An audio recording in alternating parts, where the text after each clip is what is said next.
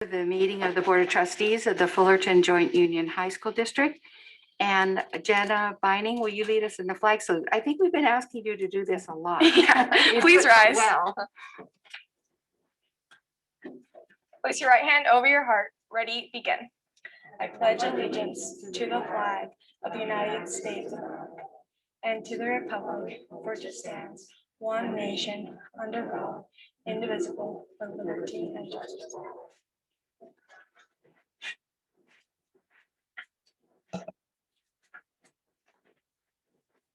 Thank you very much.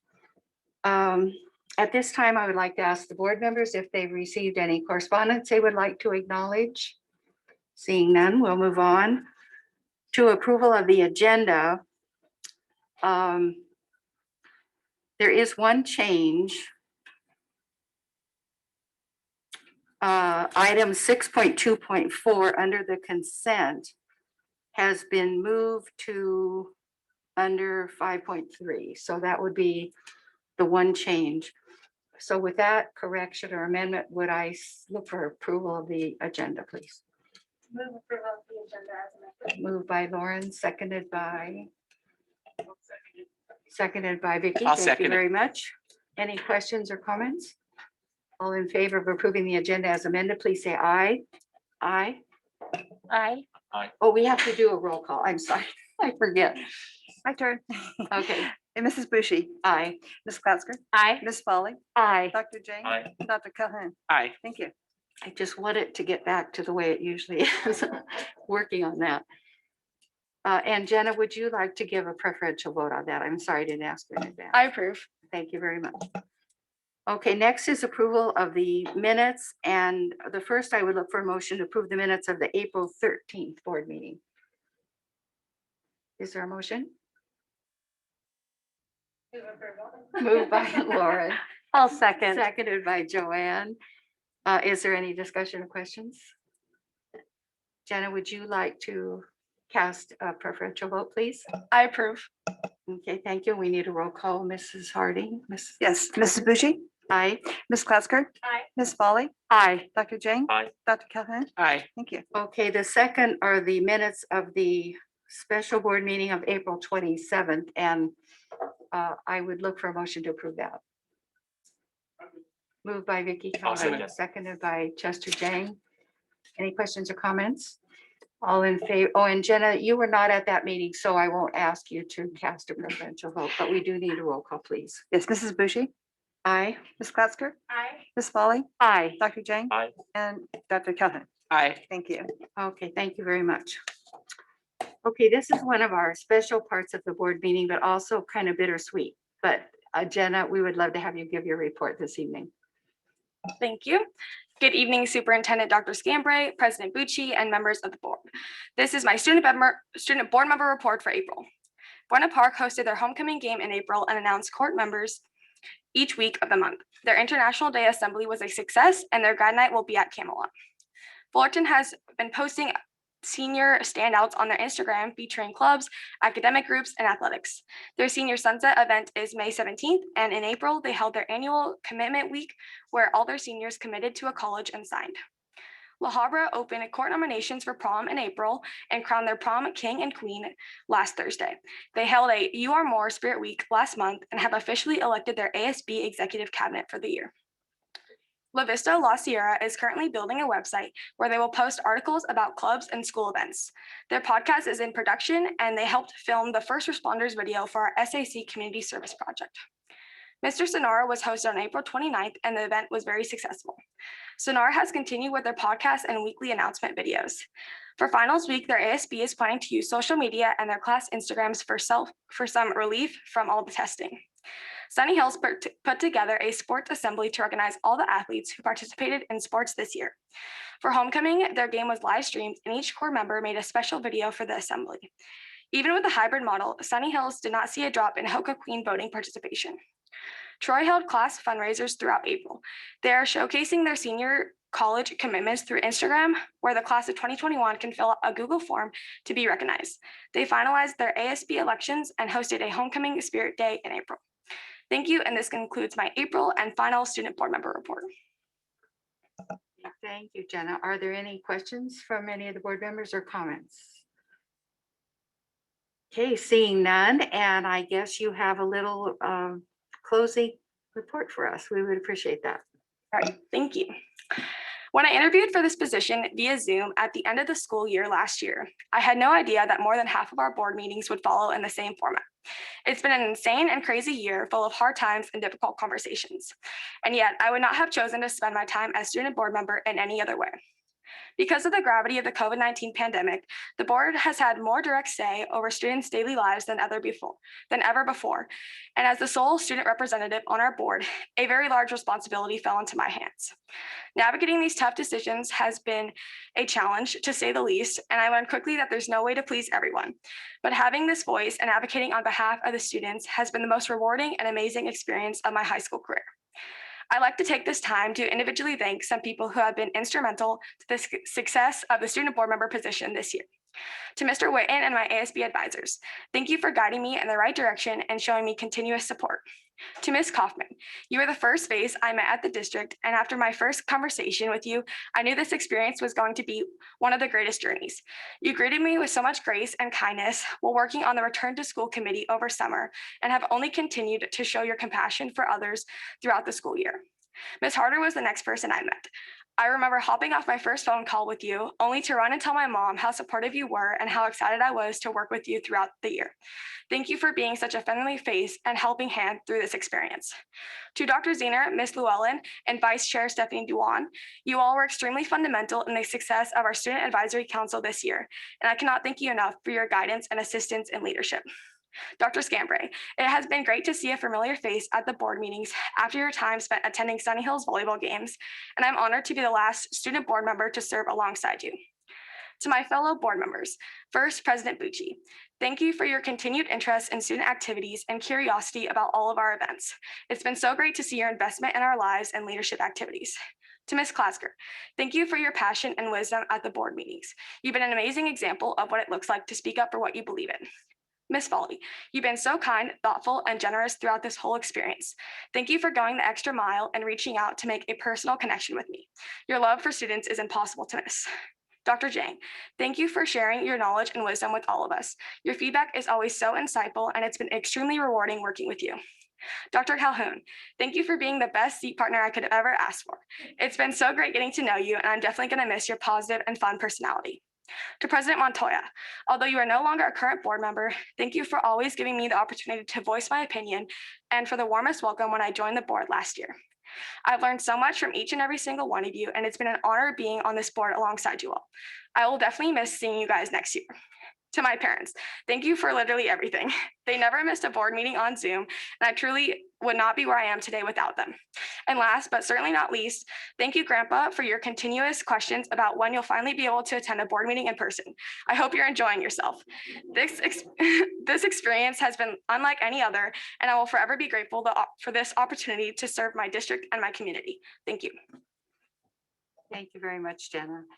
I'm going to give, we have some things to give you as you depart, and that will include a proclamation and a plaque and your board member picture. And also your name will be on the permanent plaque, which is at the entrance. So forever we will remember you. And Dr. Atkinson, did you have something that you wanted to say at this time? I'm making this up as I'm going along here. Just very briefly, Jenna, on behalf of the district and especially Dr. Zehner, who really was looking forward to recognizing you this evening, but due to an unfortunate family emergency was unable to be here. I want to thank you for your exemplary service as student board member for 2020, 2021. You truly represent the great students of this district, and we're very proud of the work that you did and how you have represented this district. So thank you very much. Thank you. Thank you, Dr. Atkinson. Jenna, maybe before the board members have comments, you might like to once again introduce your family members that are here. Oh, yes. This evening. My mom, Susie Bining, is here. Unfortunately, my dad is on a work trip, so he couldn't make it. But and my grandparents, Kitty and Richard, are also here as well.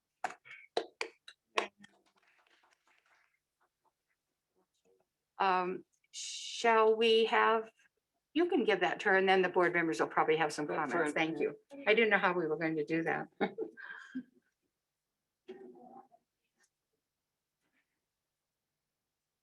Oh, picture.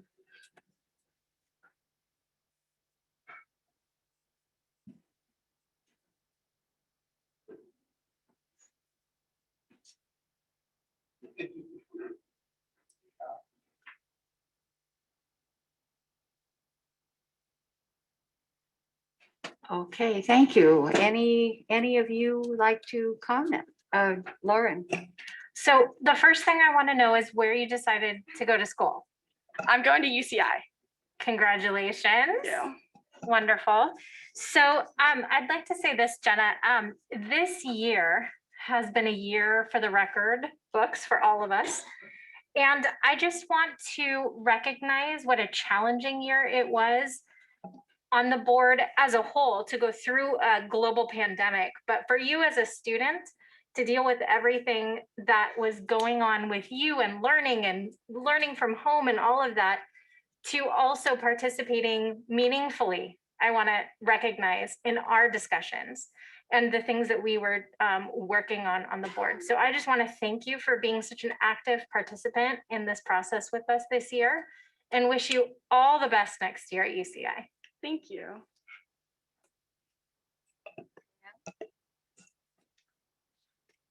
Jenna, as you alluded to in your remarks, a year ago, you would have never anticipated what this past year would have been, and neither did we, of course. And yet, without you, this would have been so much more difficult to do as a board, as a district. Not only are you in the student role, but you have an authentic student voice, and you listen to your student colleagues, and you got input, and you considered, and you reconsidered. And we knew, at least I knew, and I'm sure my colleagues feel the same, that every time you spoke, it was a place of knowledge, of sincerity, of having done your research, and being true to the student voice. Thank you, thank you, thank you. Thank you. Pretty much what Ms. Tasker and Ms. Foley have said. And it's this past year has been a different type of experience. And I cannot imagine going through the past year with a different student board member. You have brought a lot of insight to what students are feeling.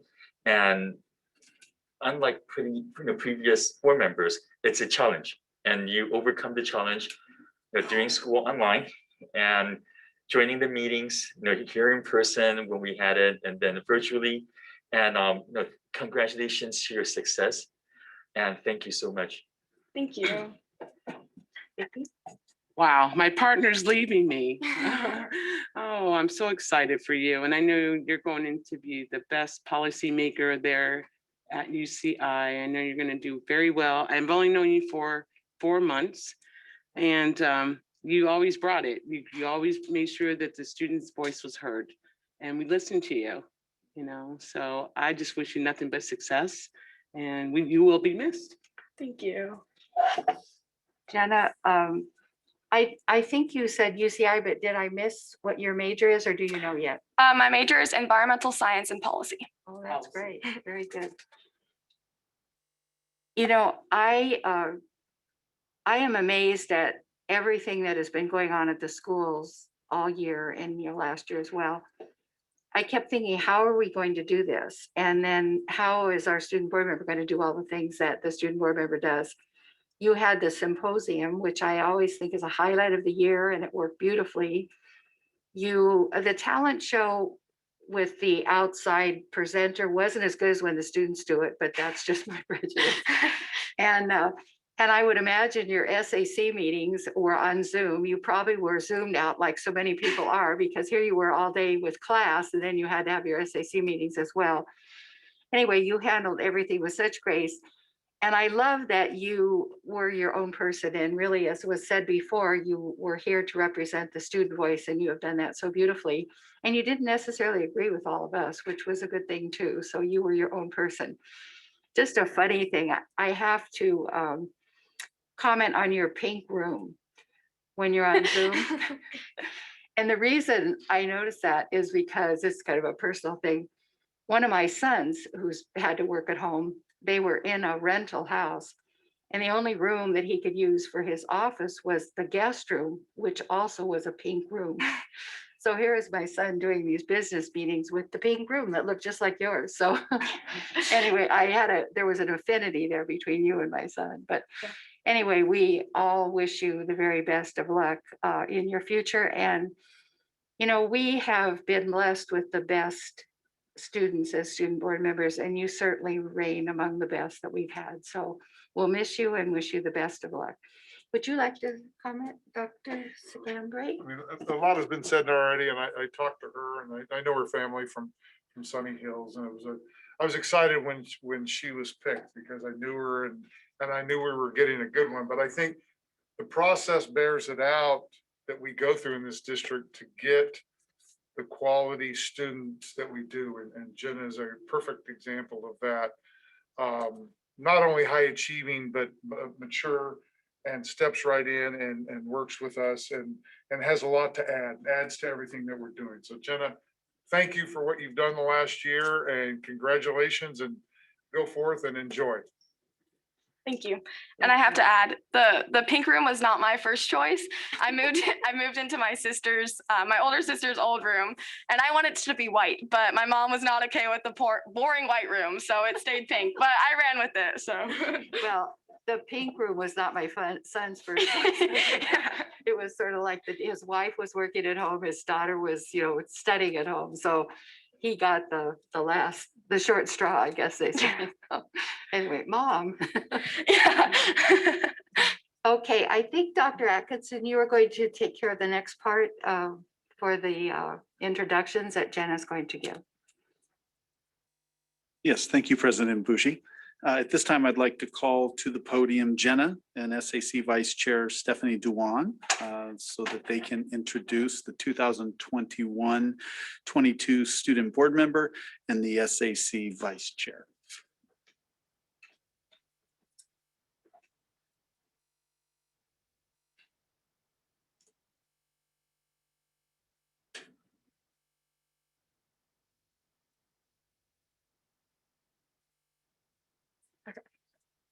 Hello.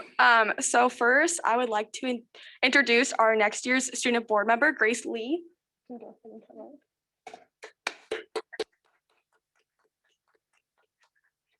She is a current junior at Buena Park High School.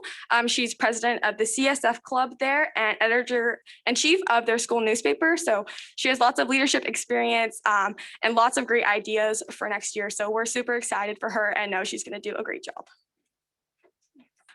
Hello, I am so honored to serve as the 2021 to 2022 student board member.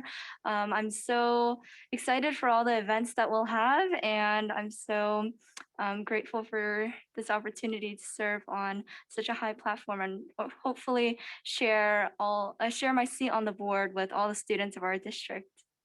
Thank you. Oh, yes. Today here with me is my mom, Esther, and then my dad, Sam.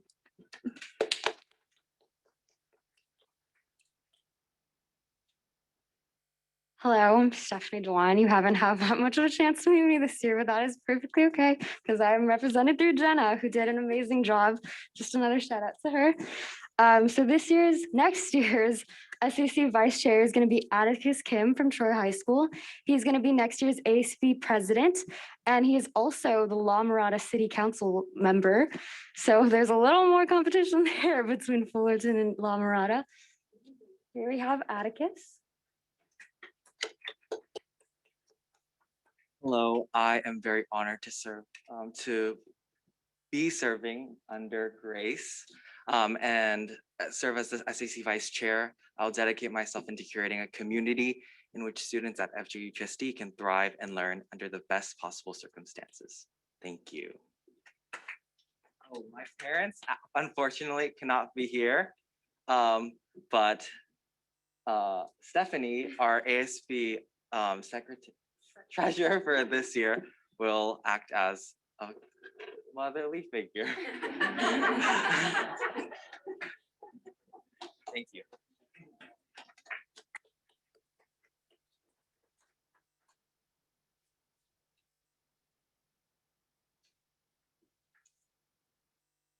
Grace and Atticus, on behalf of the district, I welcome you and we look forward to watching you in the coming year. And we also look forward to Grace being sworn in at the August 10th meeting of the Board of Trustees and for your first report on September 14th. No pressure. Thank you. Thank you, Dr. Jackson, and welcome to both of you. We look forward to seeing you a lot and working with you and look forward to all the fun things you're going to do with your student colleagues. So thank you, Jenna, for that nice introduction and your partner there. Oh, there she is. Anyway, thank you so much. Appreciate that. Any other comments from anybody? Okay, seeing none. We will now, I believe now that the group that's here is going to exit the boardroom and then we're going to bring in another group that we're trying to keep the social distancing going. So thank you everyone for being here.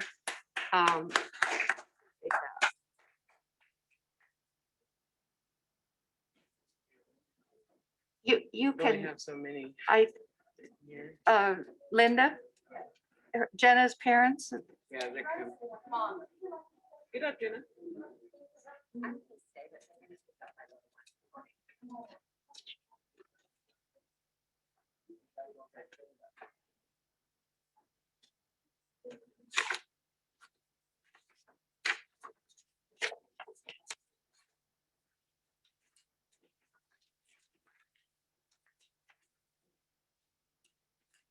Are they gonna come back, Jenna?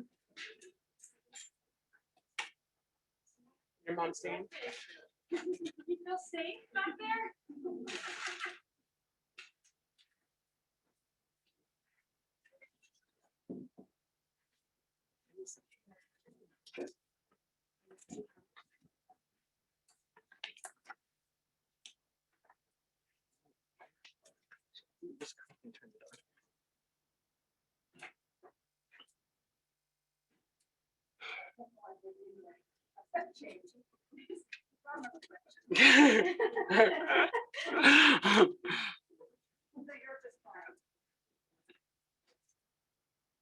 You know, one thing I did not announce is that to the principals, we're going to do the principals report after the recess. So we're going to do the recognitions first. So sorry about that.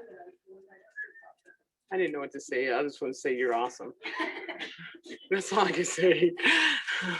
You're fantastic.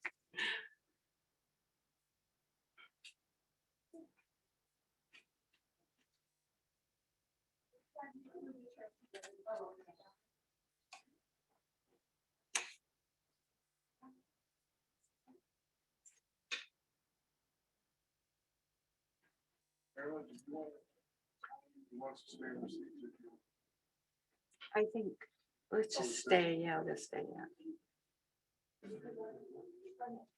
Or whatever Linda tells us to do.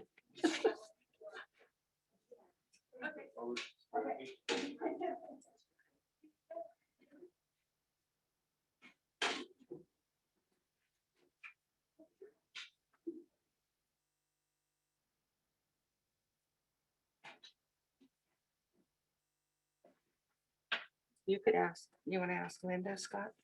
You want to ask them?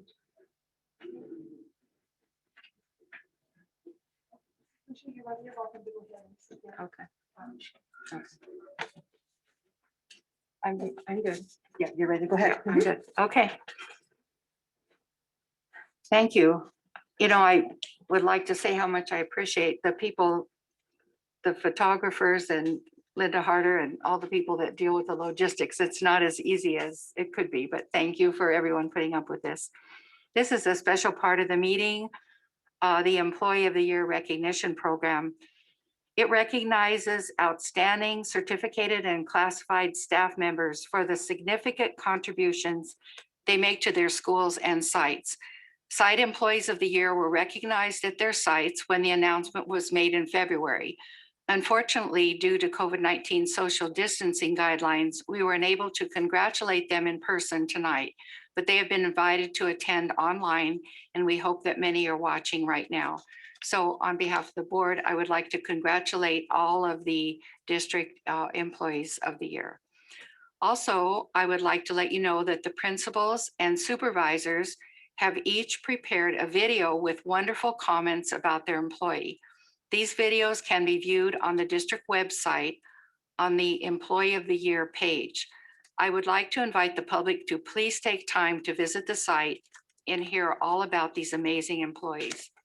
On behalf of the superintendent and the board members, we congratulate the following employees of the year, and I will give you the names.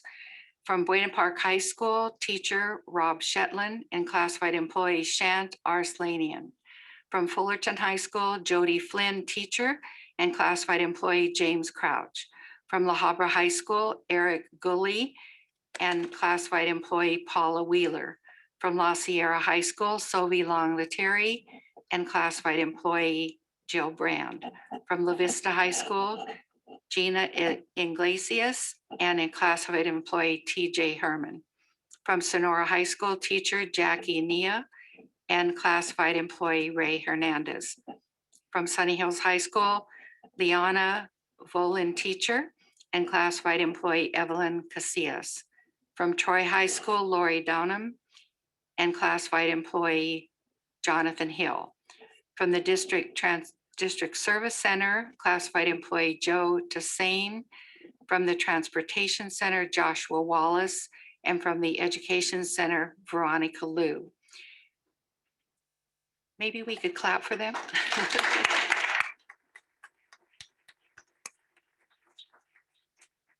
We will now recognize the district classified employee of the year and the district teacher of the year. And I'd like to invite Ed Atkinson, Dr. Ed Atkinson, to the podium.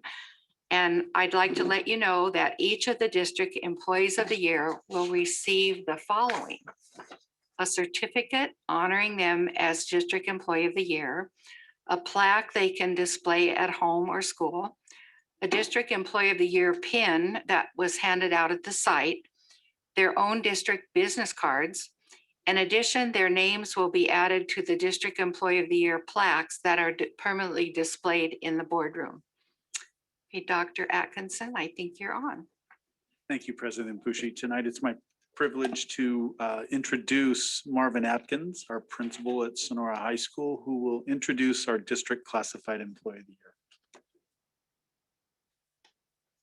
Thank you, Dr. Atkinson. President Bushi, Superintendent Dr. Scambray, board members, it is my honor to recognize Ray Hernandez. When talking about Ray Hernandez, I just don't know where to start. Let's start with the fact that he graduated Buena Park High School. Ray has been an equipment manager, custodian, and now a custodial supervisor. Mr. Hernandez is a person who takes initiative to better his environment, a person who puts his own needs aside to help anyone, and all without asking to do so. It is his willingness to serve, lead, and it's his moral compass of inspirational courage to evolve while maintaining his humility that makes him an exceptional person to call a coworker. There are so many examples of his daily leadership and stewardship that stand out for me, but tonight I'm going to only focus on two. Tomorrow at Sonora High School, we have 3 levels of basketball, a baseball game, a softball game, a soccer game, and COVID testing. All this is because of this man standing right next to me. He coordinates all of our district resources and puts it all together while sterilizing and making sure our campus is safe for every student who walks through our doors. It's his forethought through the years of experience that helps him keep us organized and on schedule. Another prime example of his leadership and guidance is his humility is the conversion of Sonora High School campus to hybrid learning. All 76 of our classrooms had to have limited number of desks, decluttering classrooms, and fit it with the appropriate personal protective equipment. On top of that, the whole campus needed to be conducive for one-way hallways and make it safer for students at break and lunch. Mr. Hernandez was able to work that out with us to ensure that every student and staff member was safe. Because of all of his hard work, Mr. Hernandez is put behind the scenes. There was no transmission of COVID-19 on our school campus. In his interview, Mr. Hernandez talks about a team and being a part of a team. I consider him more than that. Sonora considers him more than that. Mr. Hernandez is part of our family. He's an integral piece to our family. When in the mornings, I get there at 6 o'clock, he and I sit down and we talk about our school campus, how to make it safer, how to make it better for our students. We bring breakfast. I got breakfast in the morning. Okay. And how to make everything safer for everyone. It is my honor and my duty to recognize my brother, Ray Hernandez.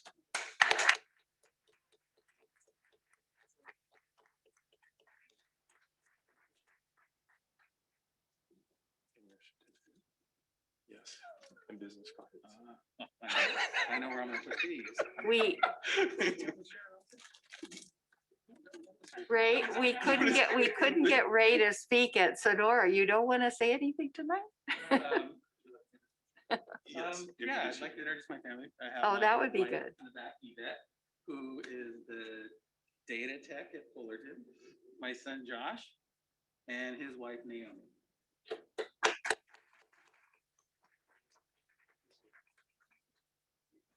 Thank you.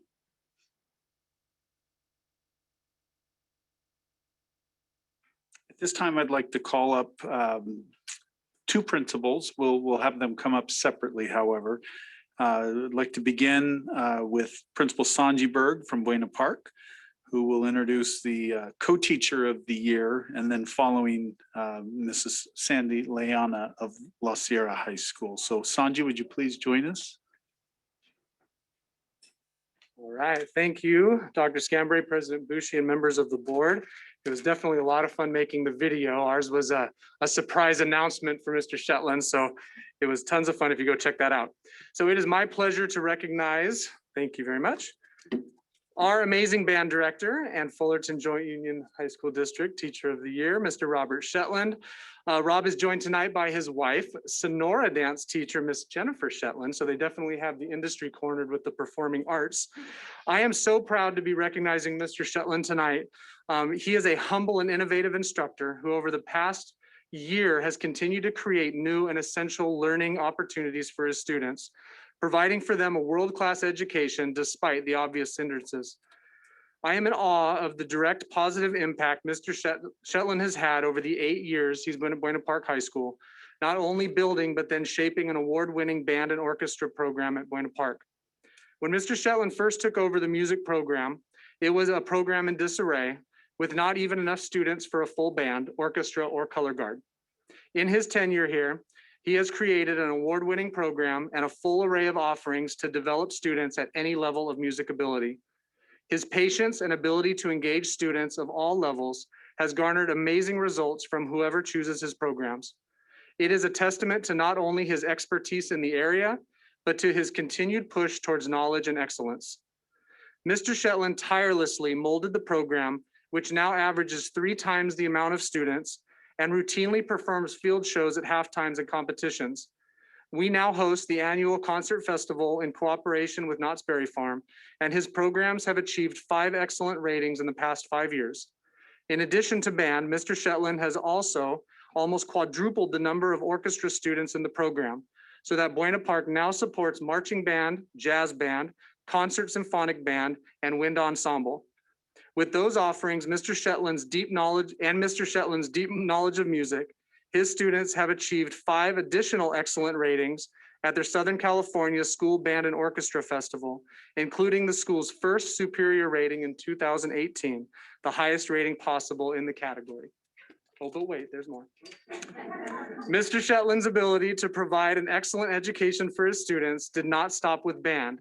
He also built and developed the Complementary Color Guard program, which is an essential part of any competitive band program.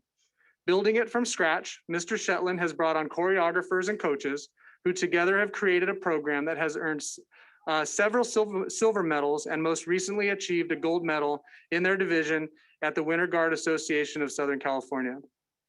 So I can continue to go on and on about Mr. Shetland because it is fun to brag about great people. But most impressive is Mr. Shetland's continued desire to improve his own knowledge base within the industry and provide for his students opportunities to gain industry experience and explore possible career pathways through music. In his spare time, he is currently working towards a doctorate degree in music, and throughout the current pandemic has revamped his entire curriculum to allow students the ability to still engage with each other through music. So thank you, Rob, for everything you do for Buena Park and the students at BPHS. Appreciate it.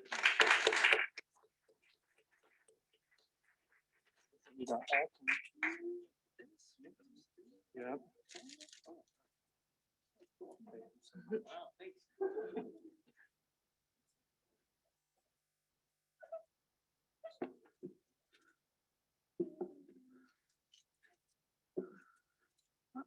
At this time, I'd like to introduce Sandy Leona from La Sierra High School, who will introduce the La Sierra District Co-Teacher of the Year.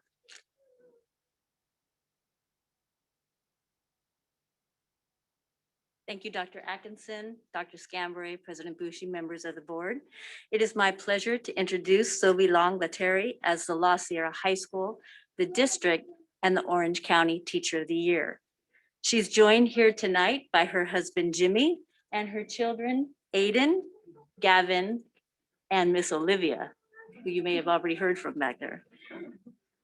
I'm going to move away from my formal speech outlining all of Sophie's accomplishments because most of you have heard that already from the district website post or from Lions Roar. Instead, I'm going to focus on the words of the people who work with her every day. The students in Miss Sophie's class are nonverbal, but the progress that they make is celebrated by their parents. Ben's mom is very happy her son is in Sophie's class. She says Mrs. Long Lateri has done some real good things for Ben. She taught him how to behave better in class and has been giving her advice on how to handle his behaviors at home. She said that just about any time she's called her, Mrs. Long Lateri has offered her help in regards to Ben. Angela's mother says Mrs. Sophie is an awesome teacher who has been very patient and kind with our daughter. We love her. Finally, the Nungare family describes Sophie as a wonderful teacher who tries to reach every student and every family and is willing to help in any way possible. They say her class is full of laughter and learning, and she and her staff make online learning seem effortless, like they are pros at this and have been doing it for a long time.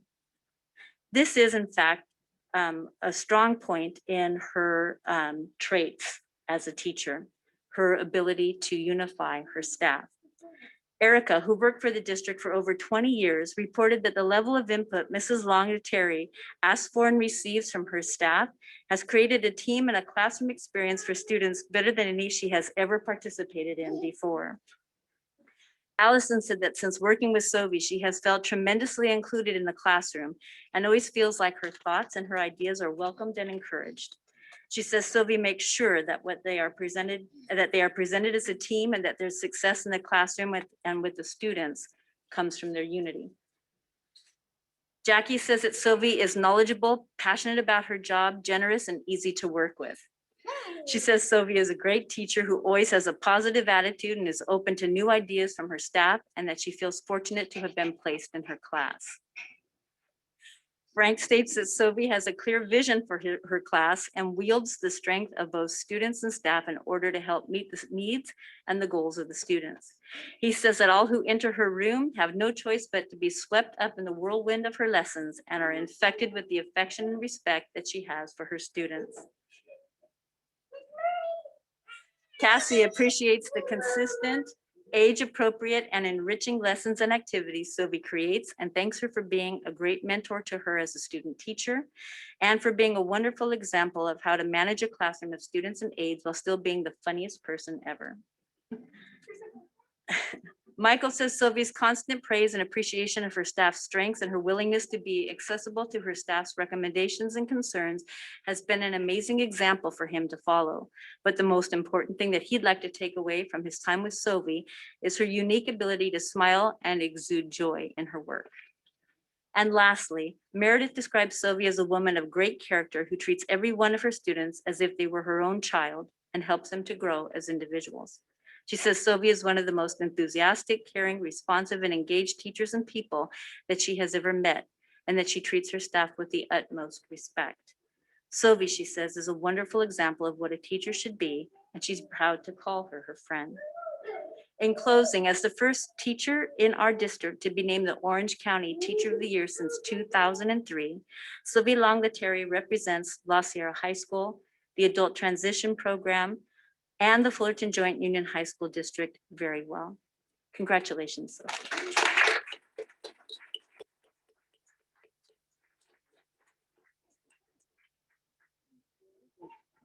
These are all your gifts. Would you like a business card? Anybody?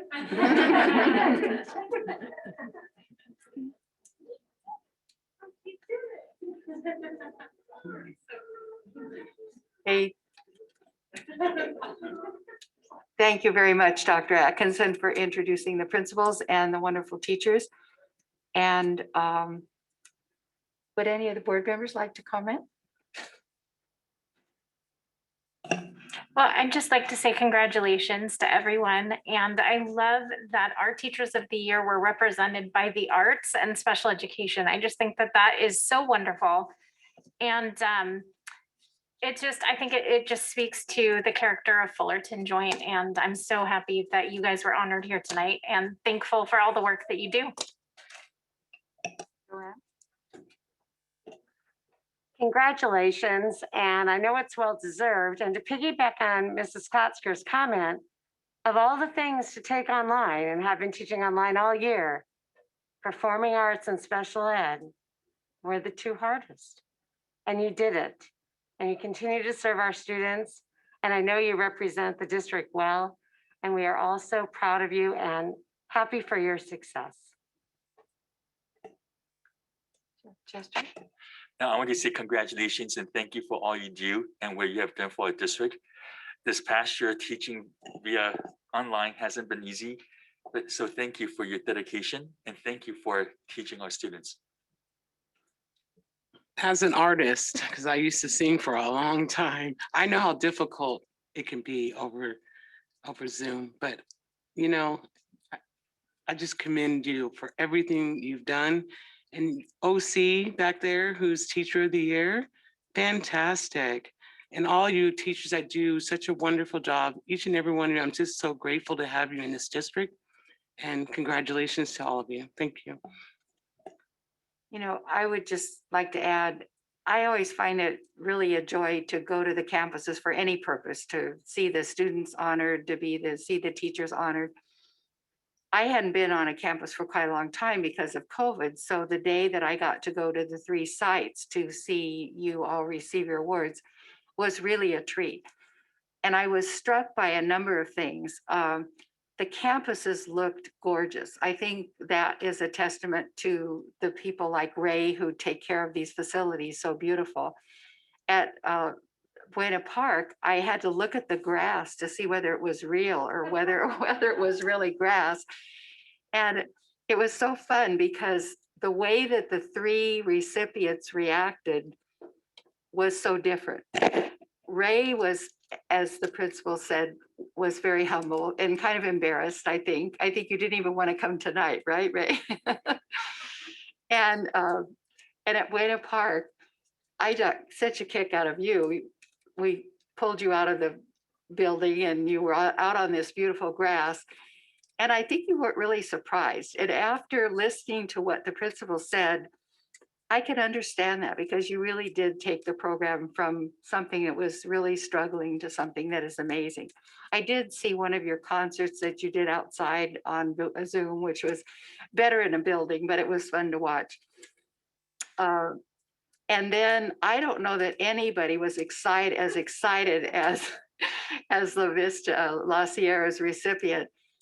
I don't know if I said this before, but the superintendent and the principal, Sandy Leona, and I hid in the book closet. So thought she was there for some other purpose. We leapt out of the closet with balloons and whatever and surprised her. But I thought she was going to really be, upset.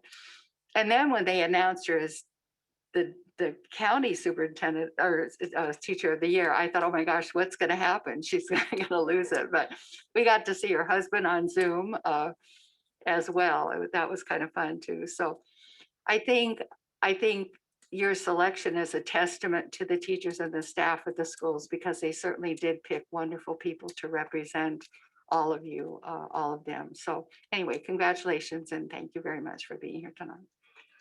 Mrs. Bushi, you did such a nice job, and I was remiss in not acknowledging our classified employee of the year, because teaching on Zoom was hard, constantly rearranging furniture and making sure every COVID protocol was in place, athletics on, athletics off, this on, this off. You probably had not a moment's rest, and yet I can tell that you're kind of the person who said, oh, I'll get it done, or it's done. As if you could just snap your fingers and it magically happened. But I know it wasn't by magic. Thank you. Okay, thank you very much. That concludes the recognition part. You know, one thing I did skip was to see if any board members had any other comments. We've had an opportunity, but if there's anything else you'd like to say in the timely information, we can do that. I see none. And Dr. Scambray, did you have any timely information you wanted to share with us? I want to thank our three employees. I have a chance to go out and observe them and all the great things that they do and make this district what it is, but to be honored among all of our employees, all of our great employees, that really says something. So thank you very much for everything you do, guys. Okay, thank you. I think at this time, we will now take a recess, and that will give an opportunity to do one more. Okay, sorry. Oh, I'm sorry. Thought we were doing that after.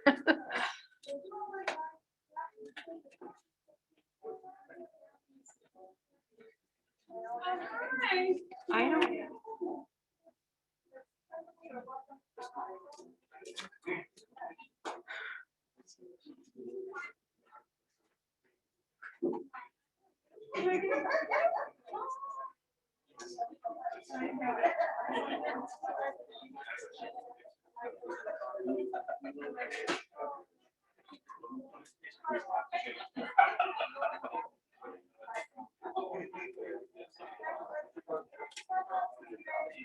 When it's raised,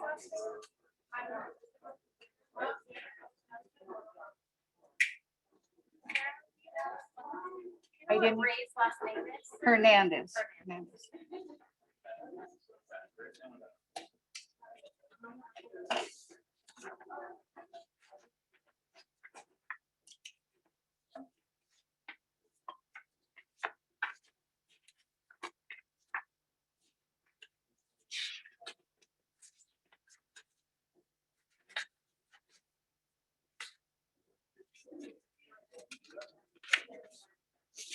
Did you want here's the list of them.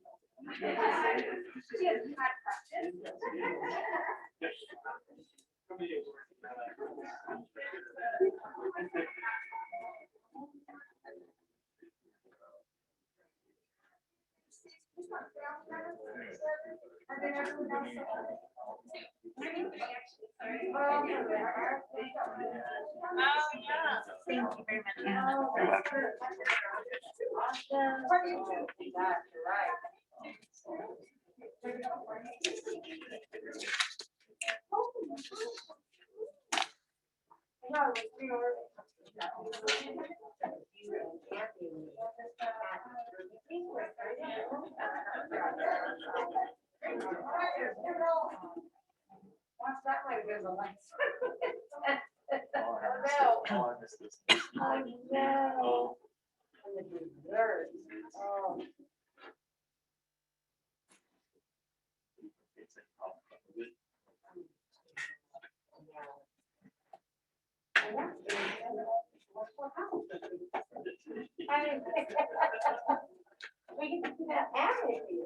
Okay.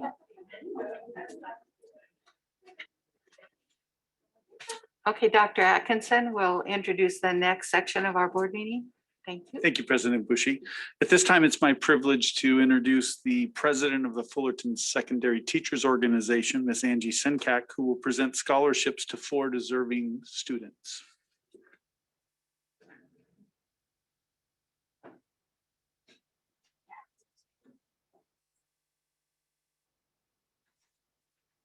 Thank you, Dr. Atkinson. Good evening, President Bushy, members of the board, and Dr. Scambray. Tonight we have 5 scholarships to give away. We have 5 deserving seniors, which is very exciting for us. So I will call you up individually, and once I let you have a little bit of background about them. Our first recipient from Fullerton High School is Karina Alonso.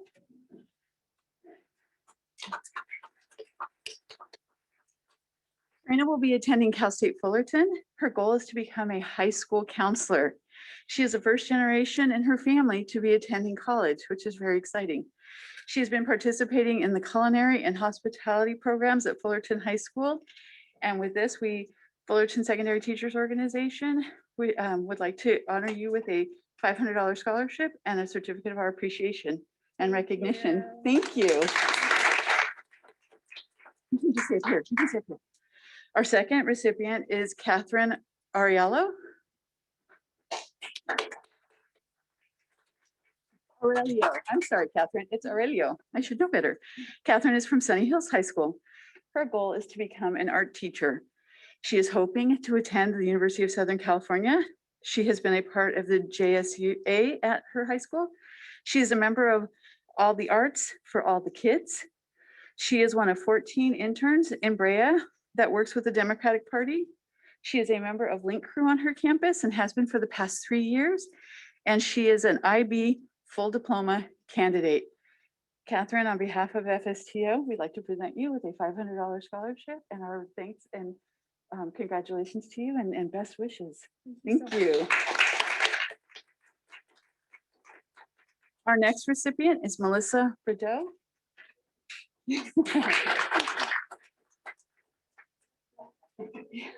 Melissa comes to us from Sonora High School. There's a little bit of a backstory. It was really difficult getting in touch with Melissa.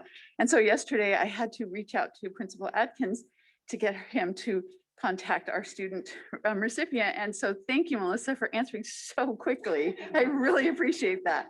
She had no idea what she was responding to until she actually reached out and emailed me, and I got to give her the great news. Like I said, Melissa comes to us from Sonora High School. Her goal is to become an English teacher. She has been a member of the Fellowship of Christian Athletes for the past 3 years, and she is a writer and an editor for her school newspaper. Melissa, on behalf of FSTO, please accept the $500 scholarship and with our congratulations. Thank you. Our next recipient is Alexis Hartman.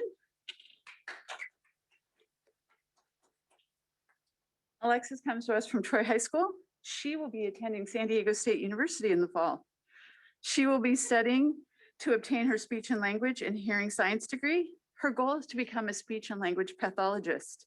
She has been a bridge between the Best Buddies Club and the Best Buddies chapter that has more than 200 members on the campus at Troy High School. Alexis, on behalf of Fullerton Secondary Teachers Organization, we present you the $500 scholarship and our congratulations. And we also have Eliana Kim.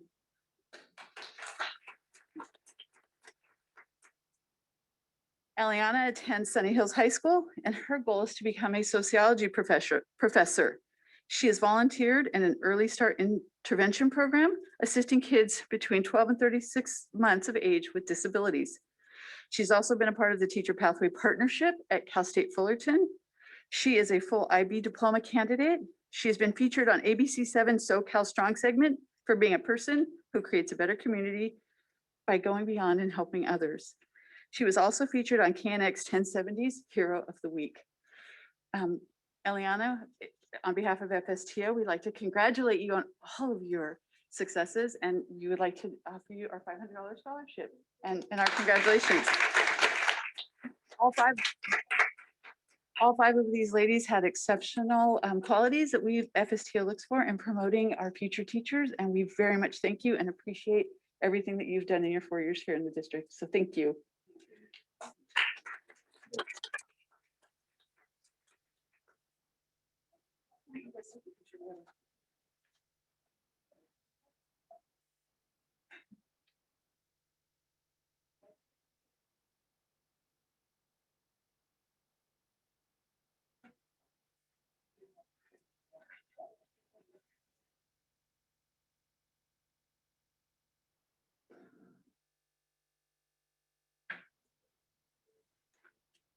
Okay, thank you very much. Now, I believe now it is recess time. Okay, good. So we will take a 5-minute recess to give everybody an opportunity to shift to the next part of the meeting.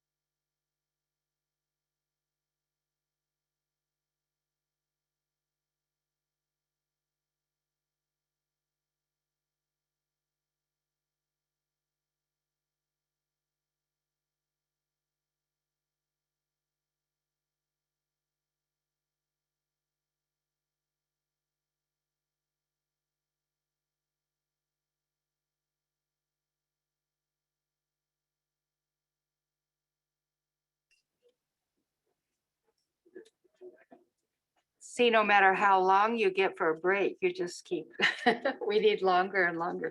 Anyway, welcome back. Next on the agenda are the school reports. Absolutely, and we are ready. Sandy, are you ready? First up, from La Vista La Sierra, Principal Sandy Leona.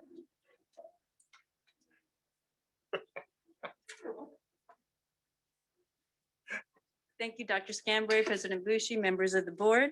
We are very proud of iSierra Online Academy student Julia Cruz, who was accepted to the 6 Cal State universities that she applied to, along with UCI and UCSB. And after much soul searching, she has decided to attend Cal State Long Beach for its nursing program.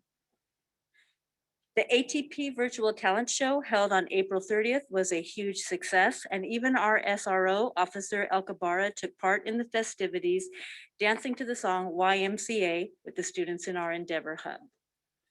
Attendance at the virtual college and career seminars organized by our counselors is continuing to draw strong attendance from our La Vista, Kate Waller-Barrett, and iSierra Online Academy students. Recent presenters include Fullerton College EOPS, the ABC Apprenticeship Program, Santiago Canyon CTE programs, and NOCE CTE. Shout out goes to our ASB students for organizing a breakfast burrito bar and a donut and coffee station to celebrate our teachers and our food service workers last week. Both events were very appreciated by the staff that they were celebrating. In closing, I am excited to announce La Sierra ATP teacher, Sylvie Long Laterre, as the Orange County Teacher of the Year. Thank you, and that concludes my report. Thank you, Sandy. Next up, from Buena Park, Principal Sanji Berg. Thank you, Dr. Scambray, President Bushi, and members of the board. We have so many things to celebrate as this year comes to a close. First, last week, we got to celebrate our teachers with Teacher Appreciation Week, and I'd like to thank our PTSA for wonderful goodies and the luncheon that we were able to provide for them. We got to celebrate Grace Lee earlier, and so that's very exciting for her to be the student board member next year, and Mr. Robert Shetland, who I just spoke about a little bit ago. We're also recognizing our senior award winners and distinguished scholars the next 2 Monday evenings in our stadium. And so that'll be really interesting, trying that outdoor venue for the first time. I'm always amazed at the accomplishments of our senior class. This class, like many before it, they boast multiple Regent scholarships to UCI, presidential scholarships to Cal State Fullerton, 6 Berkeley acceptances, 6 USC acceptances, multiple full rides there. 4 UCLAs, and the list goes on. And so it's great to be able to celebrate them and where they're going to be going to school next year. And then later this month, you'll see our top 25 recognized on the banners around the city. So that's a fun tradition that we do with the city of Buena Park. And so definitely drive up and down Beach in Orangethorpe, and you'll get to see their lovely faces out there. And then lastly, just earlier today, my incredible art department shared the results of the latest art show our students participated in. They swept the digital art category with Julia Alvarado taking first place. Areli Mendoza and Stella Rodella also took first in mixed media and oil and acrylic categories, respectively. And then 7 other students placed second or third in 4 different art mediums. So this is the visual arts portion of our Coyote Academy of Visual and Performing Arts. And they boast a 99% AP portfolio pass rate for the past 6 years. So it's an amazing accomplishment year after year for that program. So I wanted to recognize them. And that concludes my board report. Thank you very much. Thanks, Sanji. Next up from Sunny Hills, Principal Alan Witten.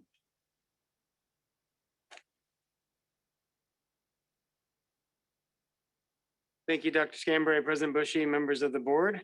Since one of my PTA exec board members is in the room, Ms. Bindings here, I better thank them for all they did for our teachers last week.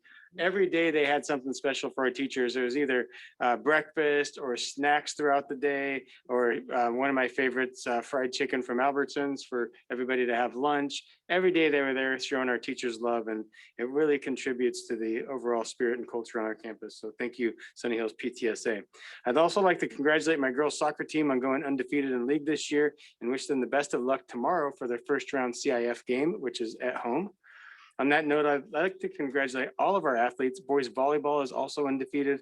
And across the board, Sunny Hills athletics are having a great year. As we look to next year, we're preparing for our one-day midterm WASC visit and note that the committee saw our A through G rate as very high at 67%, over twice the state average. Nevertheless, they challenged us to raise that rate, and I'm thrilled that we will be able to report to them our A through G rate has risen and is now over 75%.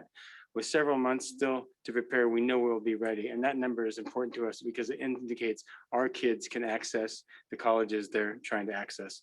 Our programs and teams have been holding banquets in our school quad. We have 650 kids attending in person now, and everyone is excited about our in-person graduation and senior week activities. Although limited, we are doing what we can for our seniors and they appreciate it. Thank you, and that concludes my report. Thank you, Alan. Next up, Principal of Troy, Will Minster.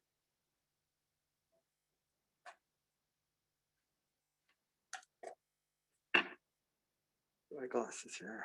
Thank you, Dr. Scambray, President Bushy, and members of the board. It has been a very busy, I don't know how to say it, a month, I guess, since our last board report. We are midweek of 2 in our AP exams, and it's going well with over 90% of our students taking the exams in the first administration. On April 28th, State Superintendent Tony Thurman announced Troy High School is being recognized as the 2021 California Distinguished School. And the California Distinguished Schools Program recognizes California schools that have made exceptional gains in implementing the academic content and performance standards adopted by the California State Board of Education for all students. The recognition program, which will be virtual this year, will be on Wednesday, May 26th from 4 to 5 p.m. And there is an invitation I know was sent to me, I think Dr. Scambray also today, but we can share that for people who would like to see what the award ceremony looks like. Thank you to our amazing students, teachers, parents, district staff, and the board for their continued support of our learning community. I mentioned this in my Warrior Weekly for 2 consecutive weeks, so it is a big deal. But if you haven't looked at the Warrior Weekly last week, our amazing dancer Shreya Patel was named OC Artist of the Year. And in the Warrior Weekly, there's 2 pictures. And the second one, there's a dance move that she's doing that seems impossible. I mean, it's impossible. I couldn't even dream of being able to move my arm and leg that way.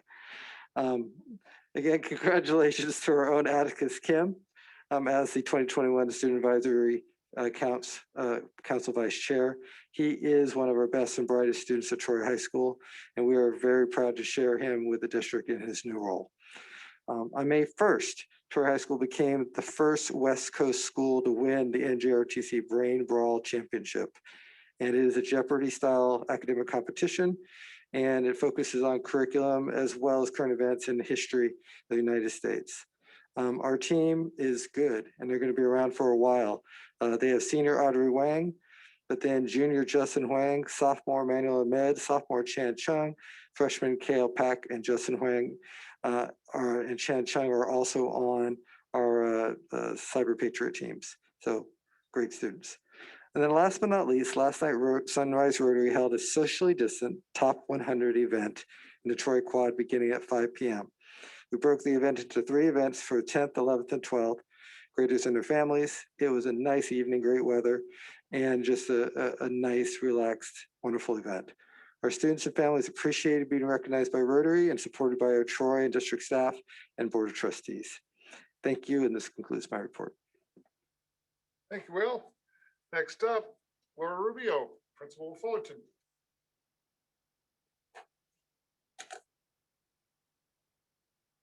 Good evening. Thank you, Dr. Scambray, President Bucci, members of the board. We have had a much more exciting month at Fullerton. And as Jenna mentioned, we ended April with a college commitment week. This has become a tradition at Fullerton to celebrate all of our students. We started with the community colleges, the military, and those going to CTE school, followed by the CSUs, UCs, and then ending with private colleges and out-of-state colleges. So we celebrated all of our students that are, making that commitment to continue their post-secondary education. And following all COVID protocols, we were able to invite their parents as well. We held the event in our academic quad, and although it was a much smaller celebration, it was still a great moment to honor our seniors in making that commitment. We also held our top 100 celebration at our district stadium.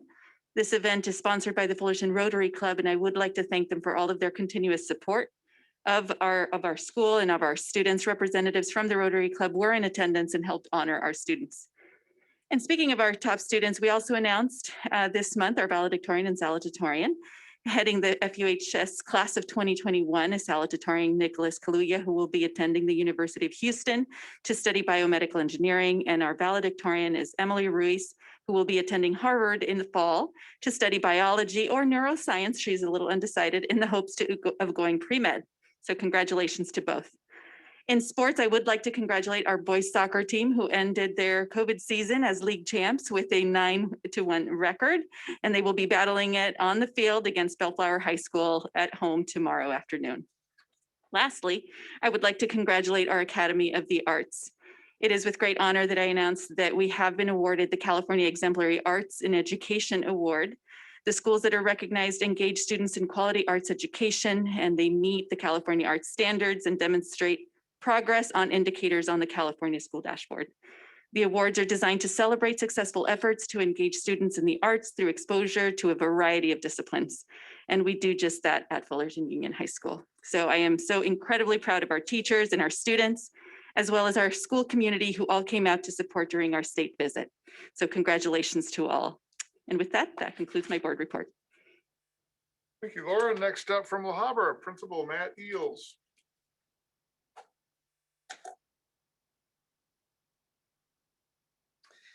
Thank you so much, Dr. Scambray, President Bushi, members of the board. Last week was a week of appreciation for our teachers. Just about every single day, we had something out for them, some type of treat, food item, and I just want to thank personally ASB, PTSA, and our cafeteria workers that were able to provide them treats throughout the week. As the year is winding down, our AP students are in full swing right now with our AP tests. Nearly 95% of our students chose to do that in session one in person. We are very excited about that, and we are proud and happy of the number of students and tests that have been taken. Seniors are counting down as they near finals and getting ready for their senior activities, and they're excited about that. Theater is back in action. They actually had an improv show this evening live, as well as streamed it live on their Instagram page. And then they will be on Friday, May 21st, having a stage production of Almost Maine for the first time this year, being able to be in person. ASB worked to bring some prom excitement. We had a little prom court this past week and named a king and queen. So congratulations to both Brady Hart and Alyssa Duenas as our 2021 prom king and queen. We are really proud of our varsity yell cheer team who led by Coach Allison Marisi that brought home the first ever national championship in the co-ed division with a record score of 96. We also took the opportunity this last week to recognize some of our athletes that are signing to continue their academic and athletic career at the next level. Congratulations to Mackenzie Arnold, Emma Garofalo, Jonathan Olvera, Andre Viveros, and Nicholas Viveros. And finally, we are so proud of all of our Highlanders that have been accepted into Cal States and UCs and will be attending schools in the fall, such as UCLA, UC Berkeley, USC, and Stanford, just to name a few. Thank you, and this concludes my report. Thank you, Matt. And finally, we have Marvin Adkins, Principal at Sonora. Thank you, Dr. Scambray, Board President Bushi, board member, student board member. I stand before you, and I'm going to continue with the theme of family, Ohana. So the student board, the Sonora board report for this month. In our academic honors family, we have AP testing going on. I want to give kudos to our counselors and Shannon Appenrod, our AP IB coordinator, for the coordination of the tests for our students. We have tested over 700 students so far, and we have a ways to go. I want to thank our English 3 and US history teachers for testing 99% of our juniors for CASP testing this year. Testing while in distance learning was a challenge, but we made it happen. Our JROTC program inducted 15 students into Scabbard and Blades, which is their honor society this week. Ohana, It was a bit different online, but we were able to see the scabbard and blades and the honorees and their families receive their honors. Lastly, but certainly not least, is our award-winning ag family. They won so many awards through the first livestock show this past weekend. Again, with so many smiles, we just want them just to participate. It was special in so many ways to so many students this weekend. We're so proud of them. Our teachers, they were honored this past week as well in Teacher Appreciation Week with a breakfast provided by Sonora Admin. And then on Friday, we have a special Moms in Prayer group that provided them lunch. So it was great to see our teachers and was able to provide something for them as far a little token of our appreciation.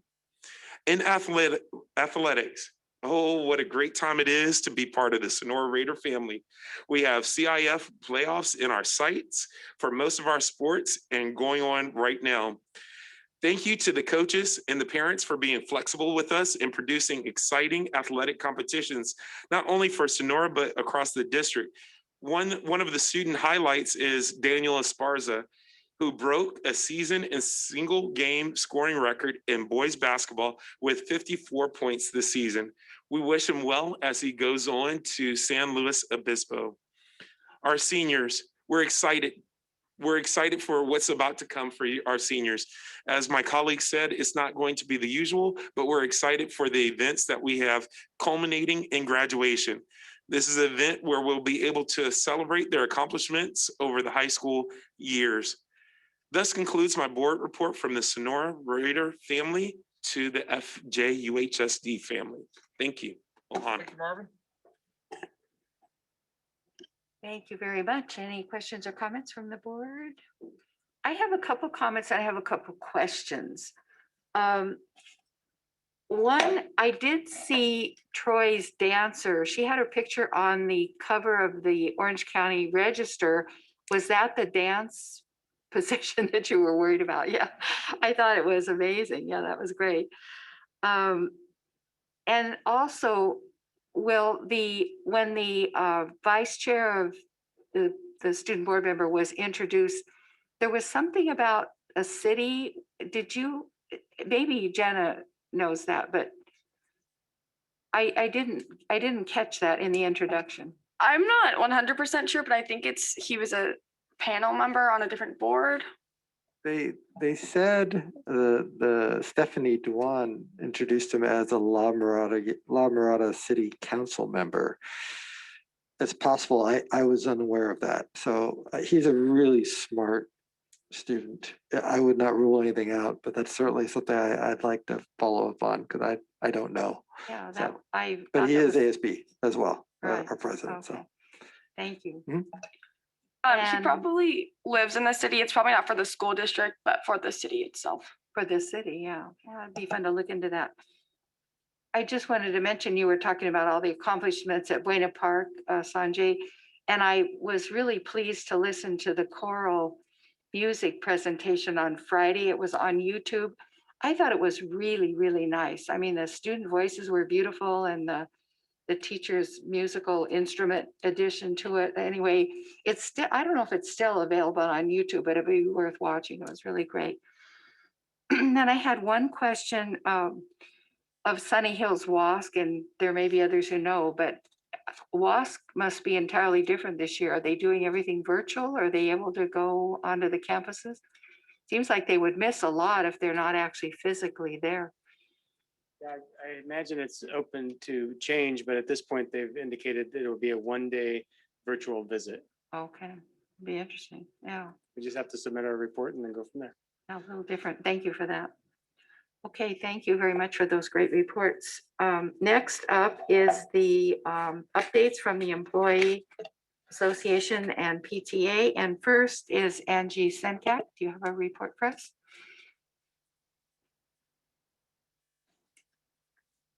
Hello again, President Bushi, Dr. Scambray, and members of the Board of Trustees.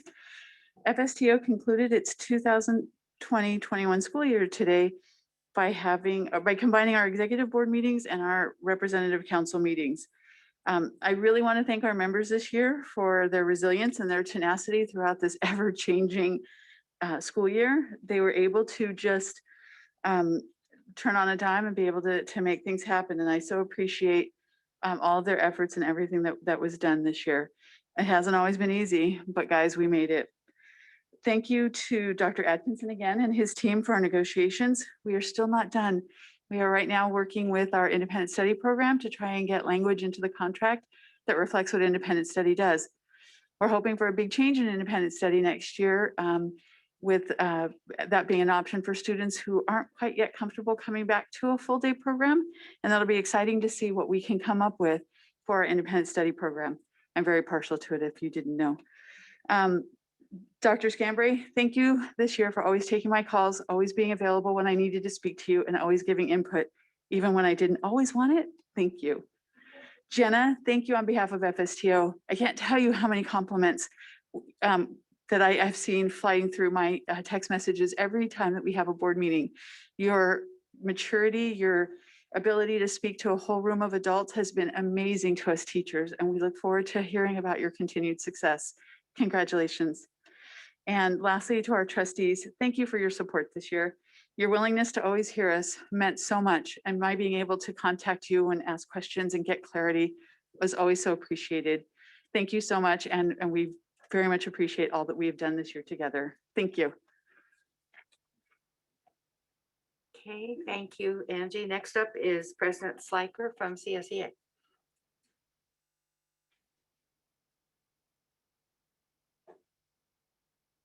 Hello, Dr. Scambray, President Bucci, members of the board.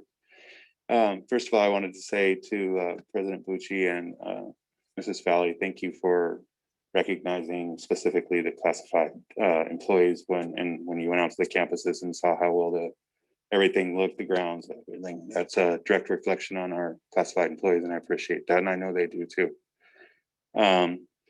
Thank you. I'm a little bit premature. I think Dr. Atkinson is going to do this in a minute, but thank you for recognizing the Classified School Employees Week starting May 16th.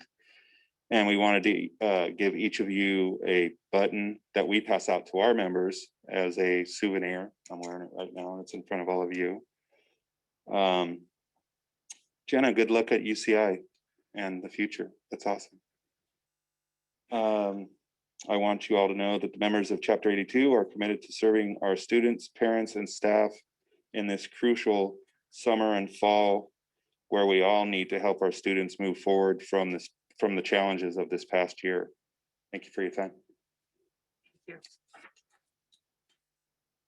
And Mrs. Harder, I thought you had some comment from PTA, is that correct? Yes, thank you. I received the following comments, and I'll read these on behalf of the PTA, the Fullerton Council PTA. They write, "Good evening, everyone.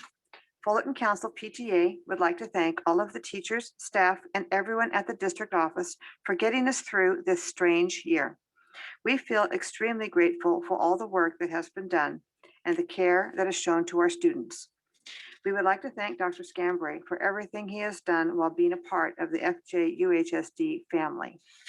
We have seen some great improvements during these last several years. We wish Dr. Scambray all the best in his retirement and his next chapter. Finally, Fullerton Council would like to congratulate the class of 2021. We know what a challenge this year has been, but you have shown us all how to be resilient in the face of confusion and uncertainty. We are very proud of each of you, and we wish you all the best for your coming years. We wish everyone the best for a relaxing and normal summer." From co-presidents Wendy Reed and Christy Carter from Fullerton Council PTA. Thank you, Mrs. Harder. Okay, next we don't have any non-agenda public comments unless there's somebody in the audience that is, no. And then now we'll go to reports. 5.1.1 is the resolutions that Mr. Sliker was speaking about. And the first is Teacher Appreciation Week. I would like to look for a motion to approve the resolution for Teacher Appreciation Week. I make that motion. Is there a second? I think Vicky raised her hand. I'll second. Okay, moved by Joanne Foley, seconded by Vicky Calhoun. Any questions or comments? All in favor? We need a roll call vote.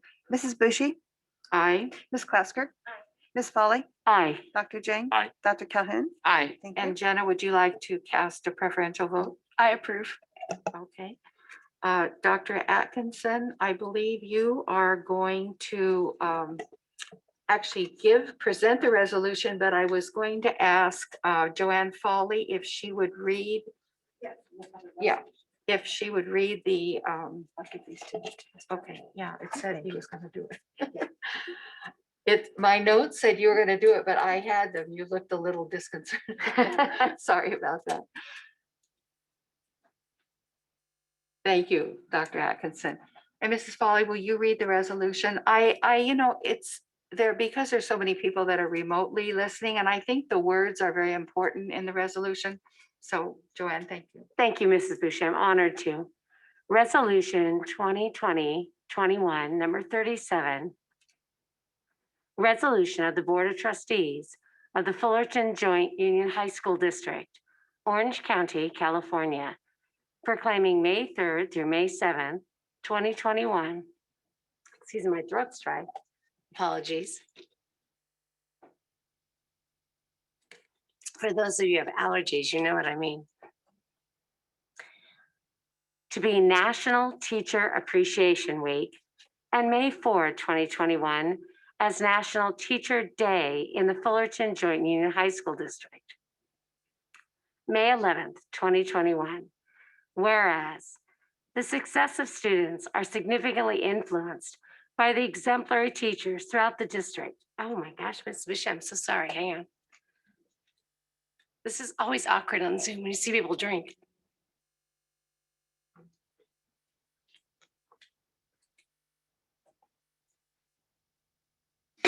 Excuse me. Of the exemplary teachers throughout the district who dedicate their talents of heart and mind to helping ensure that our schools and young people excel, and the knowledge, support, and skills that our teachers provide students will positively impact generations for years to come. And teachers challenge students to meet academic standards while also teaching them to apply what they learn using critical thinking and problem solving. And teachers spend countless hours preparing lessons, evaluating progress, counseling and coaching students, and performing community service.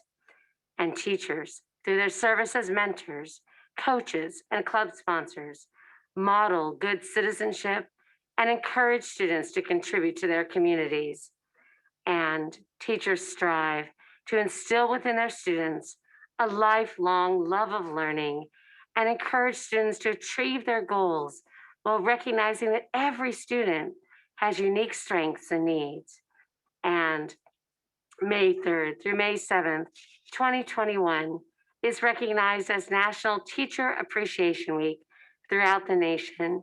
And May 4th, 2021 is recognized as National Teacher Day. The selected theme for 2021 National Teacher Day is #ThankATeacher. Now, therefore, be it resolved that the Board of Trustees of the Fullerton Joint Union High School District hereby proclaim May 3rd through May 7th, 2021 as National Teacher Appreciation Week and May 4th, 2021 as National Teacher Day in the Fullerton Joint Union High School District. Thank you, Joanne. Okay, and Dr. Atkinson will present to Angie a copy of the resolution on behalf of the board. Thank you so much for everything you and your colleagues do. Thank you, Dr. Atkinson. Okay, next on the agenda is 5.1.2, which is another resolution number 36 concerning classified school employee appreciation week. Is there a motion to approve? Moved by Vicky Calhoun. I move. Seconded by Lauren Klatzker. And I've asked Chester if he would read the content of the resolution recognizing the classified employees. Resolution 2020-2021, number 36. Resolution of the Board of Trustees of the Fullerton Joint Union High School District proclaiming May 16th through May 22nd, 2021 to be Classified School Employee Week in the Fullerton Joint Union High School District, May 11th, 2021. Whereas classified school employees serve as paraprofessionals in classrooms, providing direct assistance to teachers and giving students the individual attention and the support needed to succeed academically. And classified school employees perform essential clerical and office support functions at district offices and school sites, creating a smooth operating educational environment. And classified school employees perform custodial and groundskeeping services, ensuring the school buildings and surrounding areas are clean, safe, and well-maintained for the students, and thus protect the public's investment in our school facilities. And classified school employees serve as nutrition service workers, furnishing students with nutritional meals and snacks, enabling them to focus their attention on learning. And classified school employees provide transportation services, bringing students safely to and from school and other school-related activities. And the California State Legislature adopted a resolution in 1986 declaring the third full week in May of each year as Classified School Employee Week, recognizing the many outstanding contributions and services provided by classified school employees. And the selected vision for 2021 Classified School Employee Week is essential workers getting it done. Now, therefore, be it resolved that the Board of Trustees of the Fullerton Joint Union High School District hereby proclaim May 16th through May 22nd, 2021 to be the Classified School Employee Week in the Fullerton Joint Union High School District. Thank you, Chester. Mrs. Harder, did we vote? We've not voted. Okay, Not I voted. was going to ask Jenna to do the preferential vote, please. I approve. Thank you, and we need a roll call. Yes, Mrs. Bushy, Aye. Ms. Foley? Nope. Ms. Klasker? Aye. Ms. Foley? Aye. Dr. Jane? Aye. And Dr. Calhoun? Aye. Thank you. Okay, thank you very much. Thank you, Chester, for reading that. And Dr. Atkinson will present the certificate to President Slacker. Thank you again for all that you and your colleagues do, President Slacker. And thank you, Dr. Atkinson. Next is 5.1.3, which is approval of the bylaw change that we added 9005, which, as I mentioned at the last meeting, was as a result of the governance workshop that we had, that the consultant recommended that we insert into our governance handbook. So with that in mind, I would look for a motion to approve. Move approval. Moved by Lauren Klatzker, A second. seconded by Vicky Calhoun. Any questions or comments? Jenna, would you like to cast a preferential vote? I approve. Okay, thank you. Mrs. Harder, please. Yes, Mrs. Bushy, Aye. Ms. Klasker, Aye. Ms. Foley, Aye. Dr. Jane, Aye. Dr. Calhoun. Aye. Thank you. Okay, next is 5.1.4, which is another board bylaw change, which is actually a meeting change. It is a request to change the July board meeting from July 13th to July 20th. That's the nature of the change. Normally with board bylaws, there would be 2 readings. The recommendation is, if you all agree, that we go ahead and approve it on first reading, which we are legal in doing that. It's up to you, but what would you prefer? Okay, so if you want, then I'd look for a motion to approve the change to board bylaw 9321, 2021, I guess is what it's called. Moved by, I'll make that motion. moved by Joanne, but yeah, good. And I'll second it. Seconded by Vicky Calhoun. Any questions or comments or clarification? Okay, Jenna, would you like to cast a preferential vote? I approve. Okay, thank you. And Mrs. Carter? Okay, Mrs. Bushy, Aye. Ms. Klasker, Ms. Foley, Aye. Dr. Jane, Aye. Dr. Calhoun. Aye. Okay, and then next we have 5.2.1, which is the new basic textbook list revision. Dr. Kaufman, did you want to present that, please?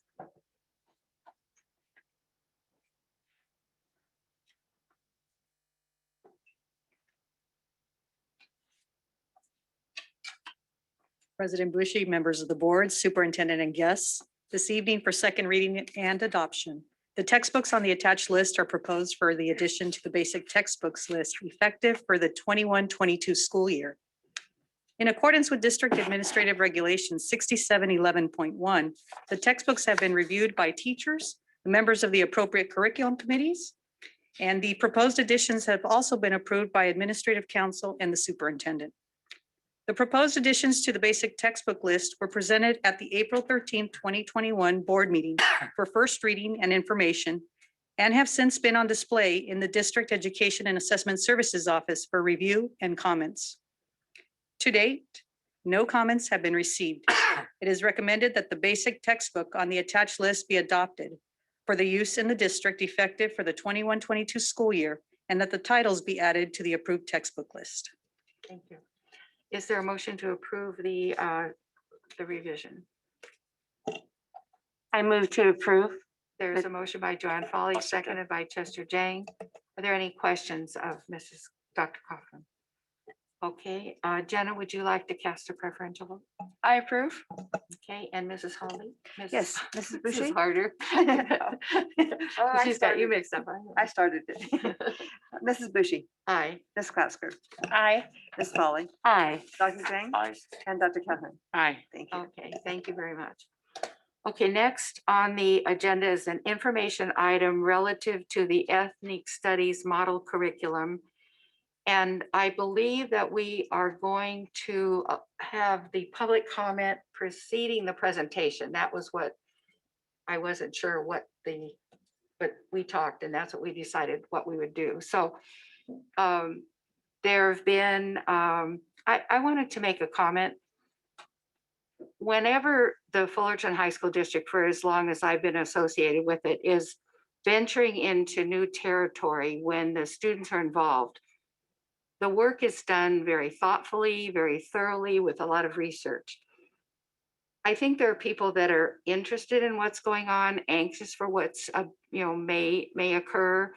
So we had requested that there be a presentation of the current status of the district relative to ethnic studies. So that's the reason for the presentation this evening. And of course, there's a lot of people that are interested. So we do expect there'll be a lot of public comment. Our general rules for comment is we usually allow 30 minutes for the item and no longer than 3 minutes per person. In looking at the comments that have been received, some are short, some are long. And if we go a little bit over the half an hour, I would ask the board if that's okay with you. I mean, if it got really crazy, we would need to, be reasonable. So, and I'm seeing nods, is that okay? Okay, so with that in mind, then we will proceed with the public comment and Mrs. Harder will take care of that for us.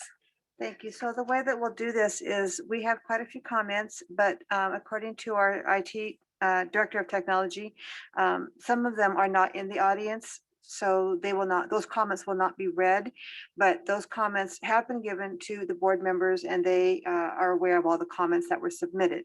However, we do ask that you are here virtually to read your comments.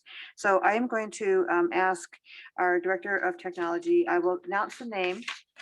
If you are here, raise your hand and we'll try and get through that quickly. It appears many are not here. So we're going to try and do that. So for the first person for this is Mindy Lee. If you're here, raise your hand electronically. Actually, I'm going to read these first first 6 names. And if you're here, please raise your hand and we'll go then.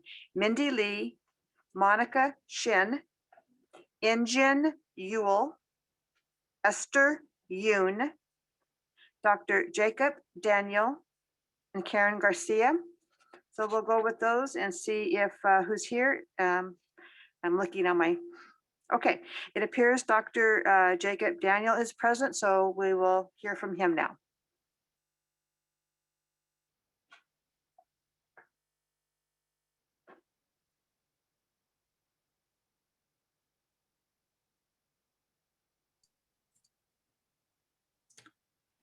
Well, hello. Good evening. I hope you can hear me. My He's name is muted, Jacob I Daniel, think. and I'm representing I'm Equal sorry, Justice. you're muted. Can you hear me? Hello? We cannot hear you. Are you on mute? I'm not. I'm connected. Hello? There you go. Thank you. Can you hear me? Yes. Yes, we can hear you now. Okay, good. My name is Jacob Daniel, and I'm representing Equal Justice Forum. Thanks for this opportunity. As a community member, I speak to you as someone who has personally lived through the consequences of divisive ideas in culture. I stand here to warn you that a battle is being waged for the soul of Western civilization, a civilization built on the foundational truth that we all are created equal.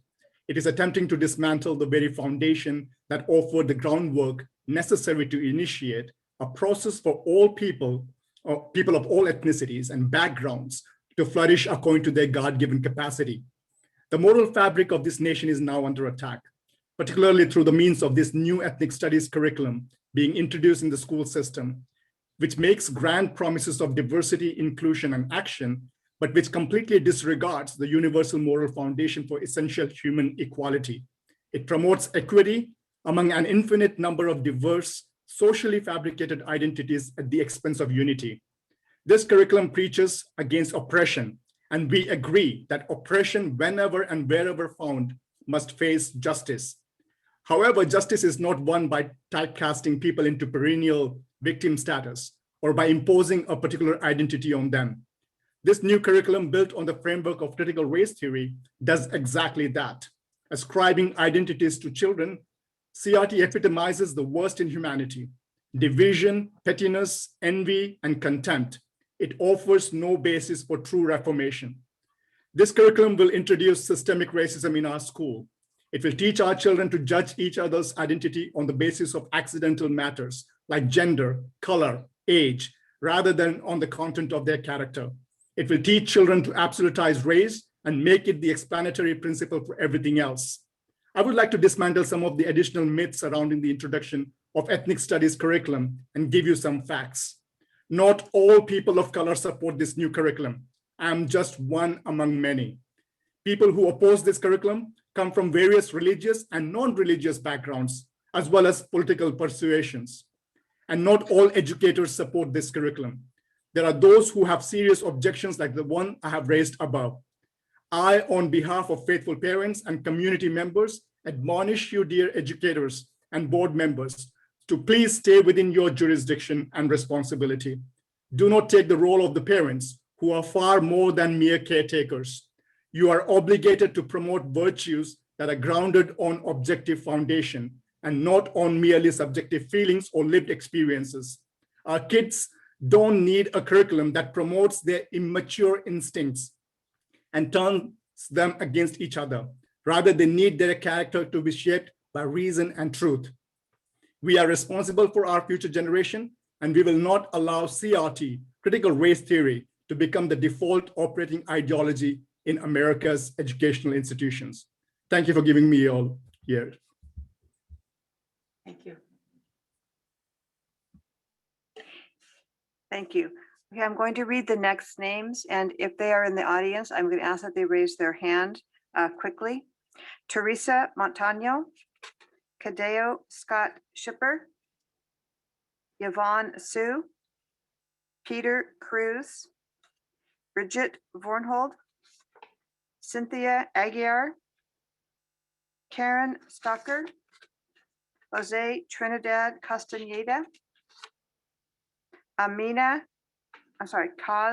QAZ, Ruth Hanchett, Malika Scott, Hasina Mirza, Cindy Shinmai, Christian Pop, Mindy Plick, Anna Nez, Mike Rodriguez, Kieko Suda, Harry Longenbacher, Steve Flores, and Logan Zeperi. So we have Mr. Pop, Christian Pop, if you would please go ahead.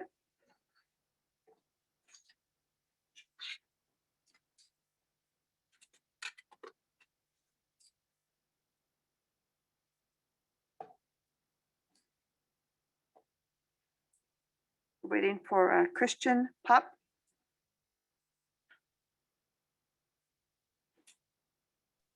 Hello, am I audible? Yes, you're audible. We can't see you. Working on that. Okay.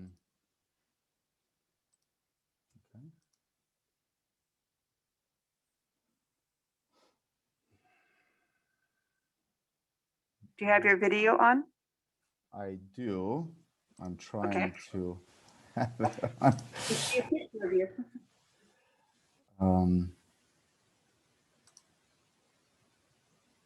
I'm sorry, I do not understand why. Oh, here we go. Hello. Thank you. Hello, President Bucci, Superintendent Dr. Chambry, and esteemed board members. I am an immigrant to the U.S., and I do not support accelerating the adoption of the ethnic studies requirement until we fully understand it. There is no mandate by California to implement this curriculum into our graduation requirement until the 2030 graduating class. As a result, this board should not yield to activist pressures to implement this new requirement before the community has had a chance to understand, digest, and voice our opinion in what fits our highly diversified district. There is no serious ethnic or academic educational crisis in this district. By all objective measures, our district is doing a great job in educating and preparing students for college and life. It is a fact that this district measures in the top quartile of high schools in California for graduation rates, college readiness, and test scores. The current history curriculum offers classes including human geography, United States history, American government, California history. All these classes showcase the rich history of the US, California, and the diverse ethnicities that contribute to this great state. Adding another graduation requirement course into an already overburdened coursework for this current high school students should not be taken lightly, especially when considering that our district is already successful at preparing our students.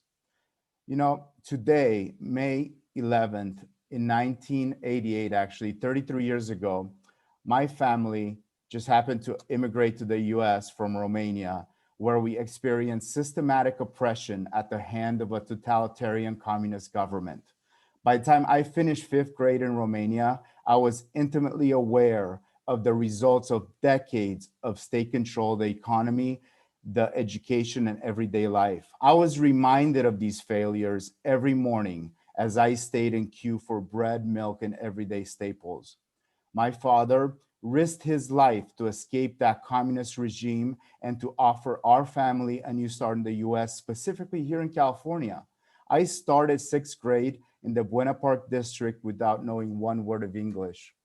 Integrating into life here in Southern California was not easy, but overall, it's been an extremely positive experience due to the kindness of welcoming community. Looking back at my experience integrating into this country, I feel extremely thankful for the opportunities that my family has experienced here in the Northern Orange County region.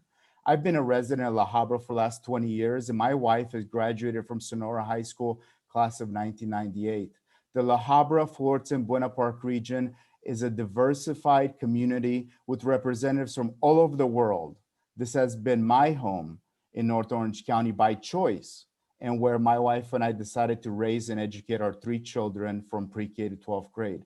However, I am very concerned that activists with worldviews that are not shared by the majority of our community, but are similar to those I experienced back in my childhood, are agitating to warp our students' minds.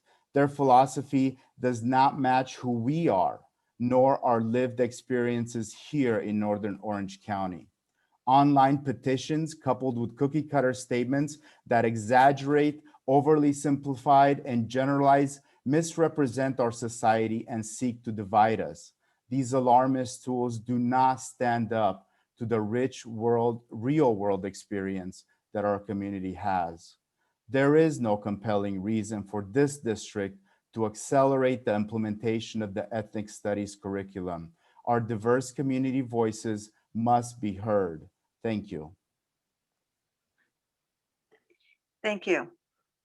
We have two more comments. Mr. Mike Rodriguez, please.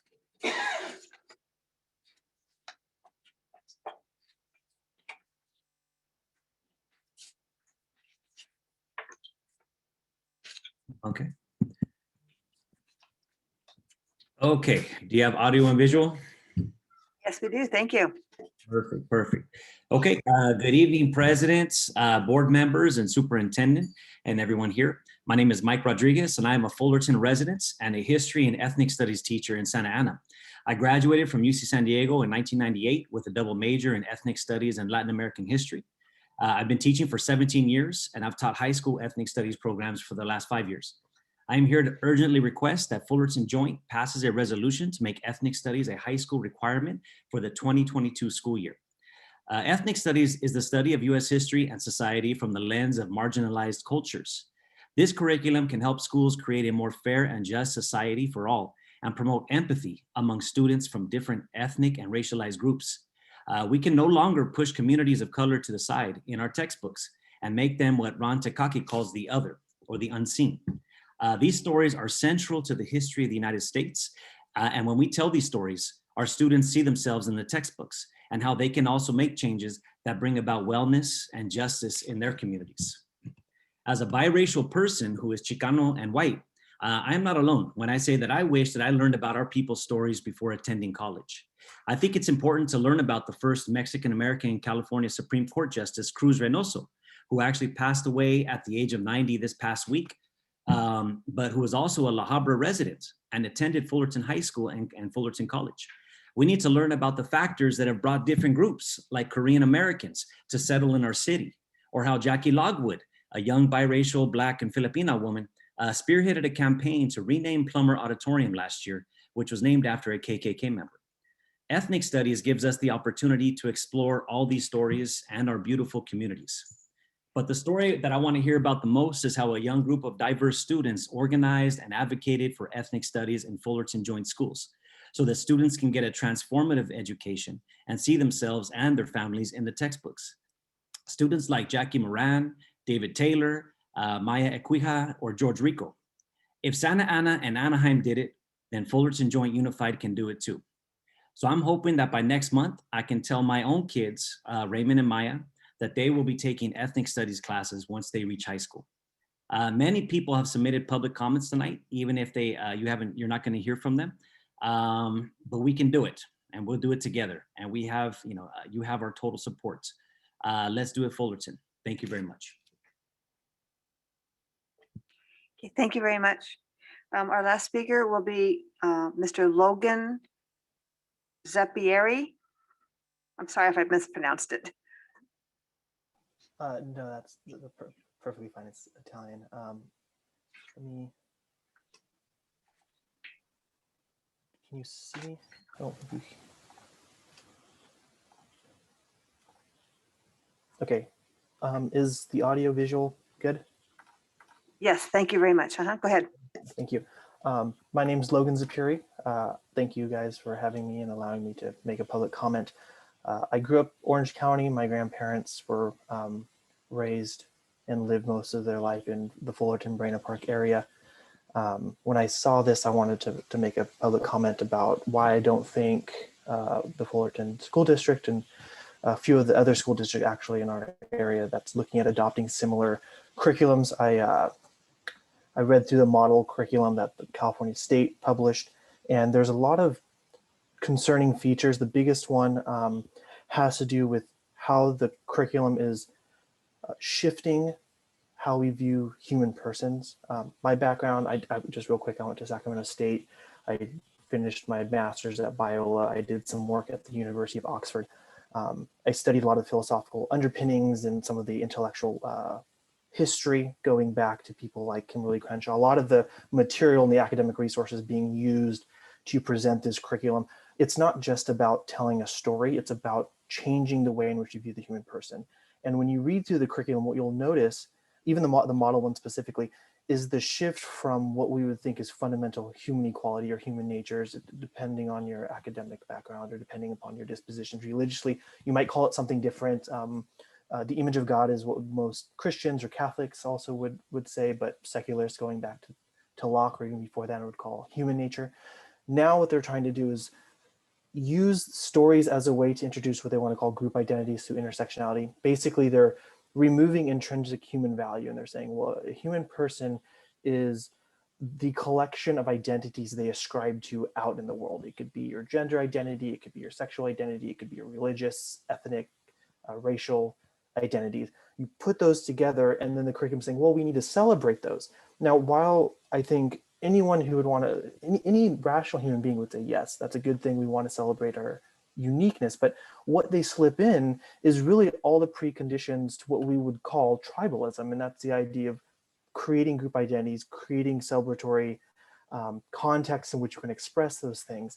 And the concern that I really want to bring up to you guys, especially read through the model curriculum, also read through a lot of the academic literature like Kimberly Crenshaw, like Neil Gatanda, Gary Peller, a lot of the critical race theorists, the critical theorists, you can go to Betty Friedan as well, have strong academic backgrounds, but at least know the kinds of things they're advocating for. And what they're advocating for from the academic literature is they want to undermine the current system. They'll say this time and again, just pick up a scholarly work from them, and they'll go on and on about how the current prevailing system needs to be undermined. The idea of personal individual value is a kind of a Western concept that needs to be overthrown. It's these kinds of things that are very troublesome and concerning, and I want to give you guys the opportunity, at least to hear out that when you're signing on to this kind of curriculum, to really reconsider and ask the question, does it value fundamental human quality? And so I think what I would just want to, I guess, end with this comment is that what got me into this, I also do the equal justice thing. It's an academic group. Jacob is a friend of mine. We do a lot of the academic stuff and try to talk to a lot of different professors and politicians about this. But what was really concerning is that we're trying to do something out of charity, but we're setting up a lot of the preconditions that's going to make it a lot worse, like getting rid of fundamental human value, changing it out for really things that would make human discrimination the norm. And when you get into the oppressor-oppressor framework, all you're doing is advocating for this kind of racialized society. And this is what the race scholars will say. That's what they want. And I think it's going to be very damaging for our society. I'd hate to see a place that my family's called home for decades go that way. Thank you. Thank you. That concludes our public comments for this agenda item. Okay, thank you very much. Dr. Kaufman, you had a presentation.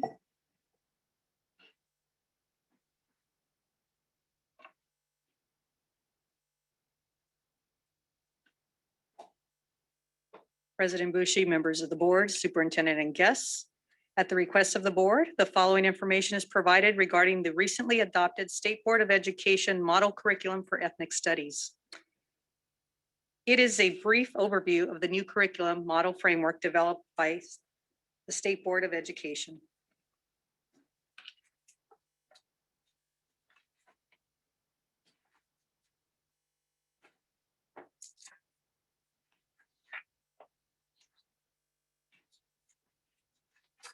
The California Department of Education posted a news release dated March 18th, 2021 from the State Board of Education that provided guidance to assist local education agencies in developing ethnic studies courses should a school district decide to implement. Here are a few quotes from the news release. The vote makes California the first state in the nation to offer a statewide ethnic studies model curriculum for educators. The ethnic studies model curriculum is aimed at empowering students by illuminating the often untold struggles and contributions of Native Americans, African Americans, Latino, Latina, and Latinx Americans, and Asian Americans in California. The document includes UC, CSU A through G approved ethnic studies course outlines and lessons that expand beyond the 4 traditional disciplines of ethnic studies to help local districts tailor a course to meet local student needs. While it is use is not mandated. The curriculum is intended to supply local school districts with the background, ideas, and examples to begin local discussions on ethnic studies. The State Board of Education vote concluded 4 years of the work aligned with California social science standards and curriculum frameworks. According to the California Department of Education, the model curriculum is the 4th draft and reflects revisions responsive to thousands of public comments.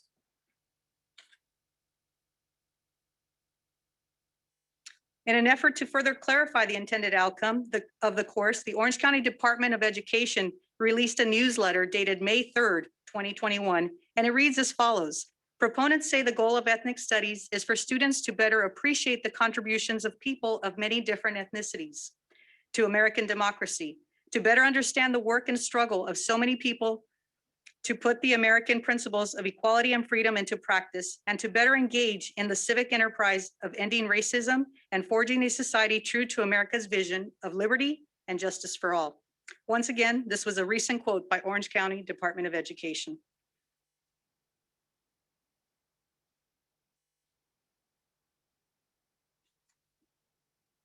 The California Department of Education posted frequently asked questions on April 8th. Why did California create an ethnic studies model curriculum? In 2016, Governor Jerry Brown signed legislation requiring the State Board of Education to adopt a model curriculum for ethnic studies. California was required by statute to develop a model curriculum in ethnic studies that can be used as a guide for districts that want to develop their own curriculum. It was created to offer local districts ideas and examples to consider if they choose to develop their own ethnic studies coursework. The next question on this slide, what is a model curriculum? A model curriculum is a guidance document that provides support to teachers in developing courses and/or instructional content in specific topic areas. It is not a complete classroom curriculum or instructional materials. It is intended as a resource. A model curriculum is similar to a curriculum framework, but with a specific focus.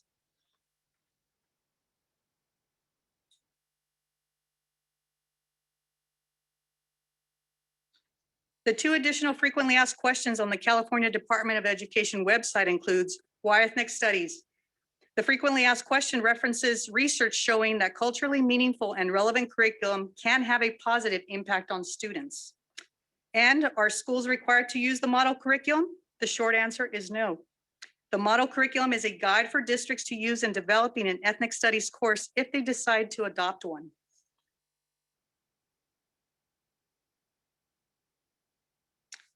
In addressing the same question, Orange County Department of Education also released a response. Once again, is ethnic studies now required? No. In most districts where ethnic studies courses have been developed, they are elective courses, meaning they are not required.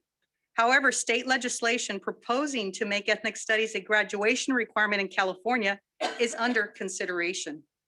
The bill known as AB 101 recently passed out of the Assembly Education Committee, but has yet to receive a full vote in the State Assembly or the Senate. If passed by the legislature and signed by the governor, the bill would require districts to develop and offer an ethnic studies course by 2025-26 school year and include an ethnic studies course as a graduation requirement by 2029-2030. So that would be our class of 2030, which are our current 3rd graders.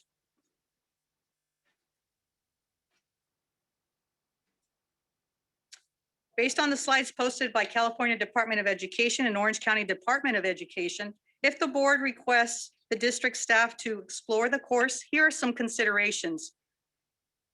Making it part of our social science department, maybe offering it as a year-long course, offering as an optional elective credit course, making sure it does meet the G requirement for UC-CSU eligibility.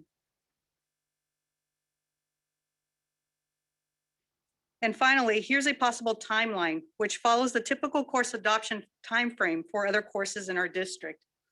Usually during the summertime, our site administrators, principals tend to select a teacher who may be offering this course or may be teaching the course. And usually the way it's typically done is whenever we've created courses in this district in the past, it's been a state mandate. Thinking back to 2004 when the Algebra 1 requirement came into play, that's one way we do it. Or when Common Core in 2010. Second way we've done this before is a creation of a program such as most recently at Troy High School, our Cambridge program. There's a series over 4 years, various discipline areas that would cover. And a third way is we're expanding a pathway or an academy, such as this evening, you're approving, I believe tonight, Apple iOS development, a computer science course. And that's going to become a 4th-year course in a course of study pathway. So this is different than what we've done in the past as far as adopting a course. It doesn't fall under the mandated. It's not creating a 4-year program, or it's not an extension to an additional current pathway that we have in place. And so knowing this, looking at our timeline for June and July, once the site administrators were to select a teacher who may possibly be teaching this course, we would offer professional development. We'd gather and review resources. During the months of August and October, we usually tend to, if it's something that we need to go and visit maybe another school district to see what's going on. They begin writing the course outline and drafting course expectations, creating unit themes, essential questions, and creating a bank of resources. Usually around late November or so, we tend to present the proposed course outline to the board and begin a textbook adoption process. In the month of December, if it's something that we're allowed to proceed and move forward, then we place the course on the registration cards in preparation for the spring registration for our students. And in January, we tend to finalize our textbooks and supplemental resources. February, we adopt the textbooks. And in August, the course would be taught. That's our typical timeline. So at this time, district staff would seek board direction. And this concludes our report. Thank you. Thank you. I am not sure that the intent was this would be board direction. It was supposed to be a report on the status of what we have been doing in terms of, you know, the state board's Information. activities. So if the board would like to make comment, we can certainly do that. I agree with what you said, and I think we just follow the typical timeline. It'll be brought back to us later once an outline is created and materials are identified and so on. But Dr. Kaufman, students already have some access to ethnic studies, is that correct? Yes, currently we've had a partnership with Fullerton College, and we've been able to offer the course. And I believe this coming fall or spring, we also have it lined up at Fullerton High School, since it will be done through virtual. It'll provide district-wide access to all students throughout the district to enroll into the course. Okay, thank you. And we've offered that dual enrollment for several years, correct? That is correct. Okay. But I agree that we'll just let the typical timeline play out would be my recommendation. And I think it was important for the people that are concerned and the public to know that we're not ignoring this. It's something that's percolating in Sacramento and other places. Exactly, especially since the guidance, the curriculum guidance came out just a couple months ago. It's good to have our professional staff time to look at it and then share that information with us. Any other questions or comments? Well, I also think that it's our responsibility to timeline wise to take this slowly to make sure that we're offering a curriculum that is that meets our needs. And but Dr. Kaufman, in the nearby districts, how many districts have it mandated and how many districts have an optional course? Do you know that information? To give you specifics, so I know most recently, it's my understanding Anaheim Union High School District last Thursday approved it, and it's for their current 7th graders is when it goes into effect. For them, it'll be a graduation requirement. And I'm not sure as far as the status with Santa Ana, either they were having. Santa Ana, and I don't know the timeline, but they're phasing it in as a required class for graduation. And certainly Anaheim, and I believe Santa Ana also, it's not that it's an add-on. It can be done through a specially designated US history class or English class that is then built in the schedule. But I don't have the specifics. In Anaheim, that hasn't even been developed yet. But it's for class of 2026 that it would be a requirement in Anaheim. And other school districts throughout Orange County, I know they've been working on it, and I don't know if they will officially implement this coming school year or in future school years, but they're looking at it as an optional course, an elective course. Thank you. Okay, any other comments? Okay. Oh, I'm sorry. Did somebody raise their hand? Go ahead, Jenna. I just wanted to put some feedback in just because we won't have a student representative in here over summer. But so I just wanted to say just some notes I had. It is, there definitely is a problem that like right now our world history courses only cover Europe, India, Japan, and China, when they really should in reality be including Asia, Africa, and Spanish speaking countries. So I don't know, like moving forward, if it's the best option to make it mandatory or optional. I know we offer AP Euro. It could be an option to offer AP Asia. But it is important to make sure that all of our students are represented in their history classes because that's a more legitimate reflection of how our world actually is. So I think it's good that we're reviewing this and considering this, and there needs to be a change somewhere. I'm not sure if this course is the exact way to do it. And I think it's important to not rush into it. I know there are some concerns about the specific course and how it's going to be taught. But I think, it's good for us to reflect on this and think back about the best way to move forward with it. Because I do think it's important to make a change somewhere. I just don't know exactly where that is yet. Thank you, Jenna. I know that the AP curriculum, we are bound by the curriculum that comes from the advanced placement. So we can't, change that.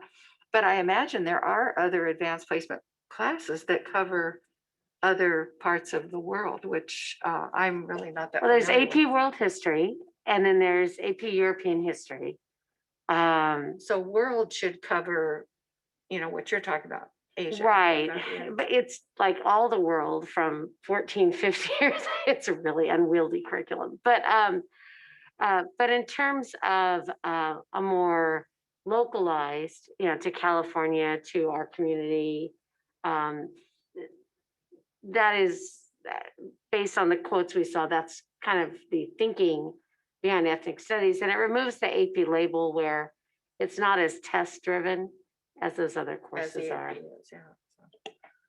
Hey, Lauren. I have two questions. The first one is because Jenna, your comment actually made me think of this, is we don't have a student board member over the summer, but I'm wondering if we could encourage our incoming student board member to maybe participate in the work that's being done over the summer to represent student voice in this development. I know it's not mandated, but I think it would be really nice to have a student representative to work with the committee that's going to be working over the summer.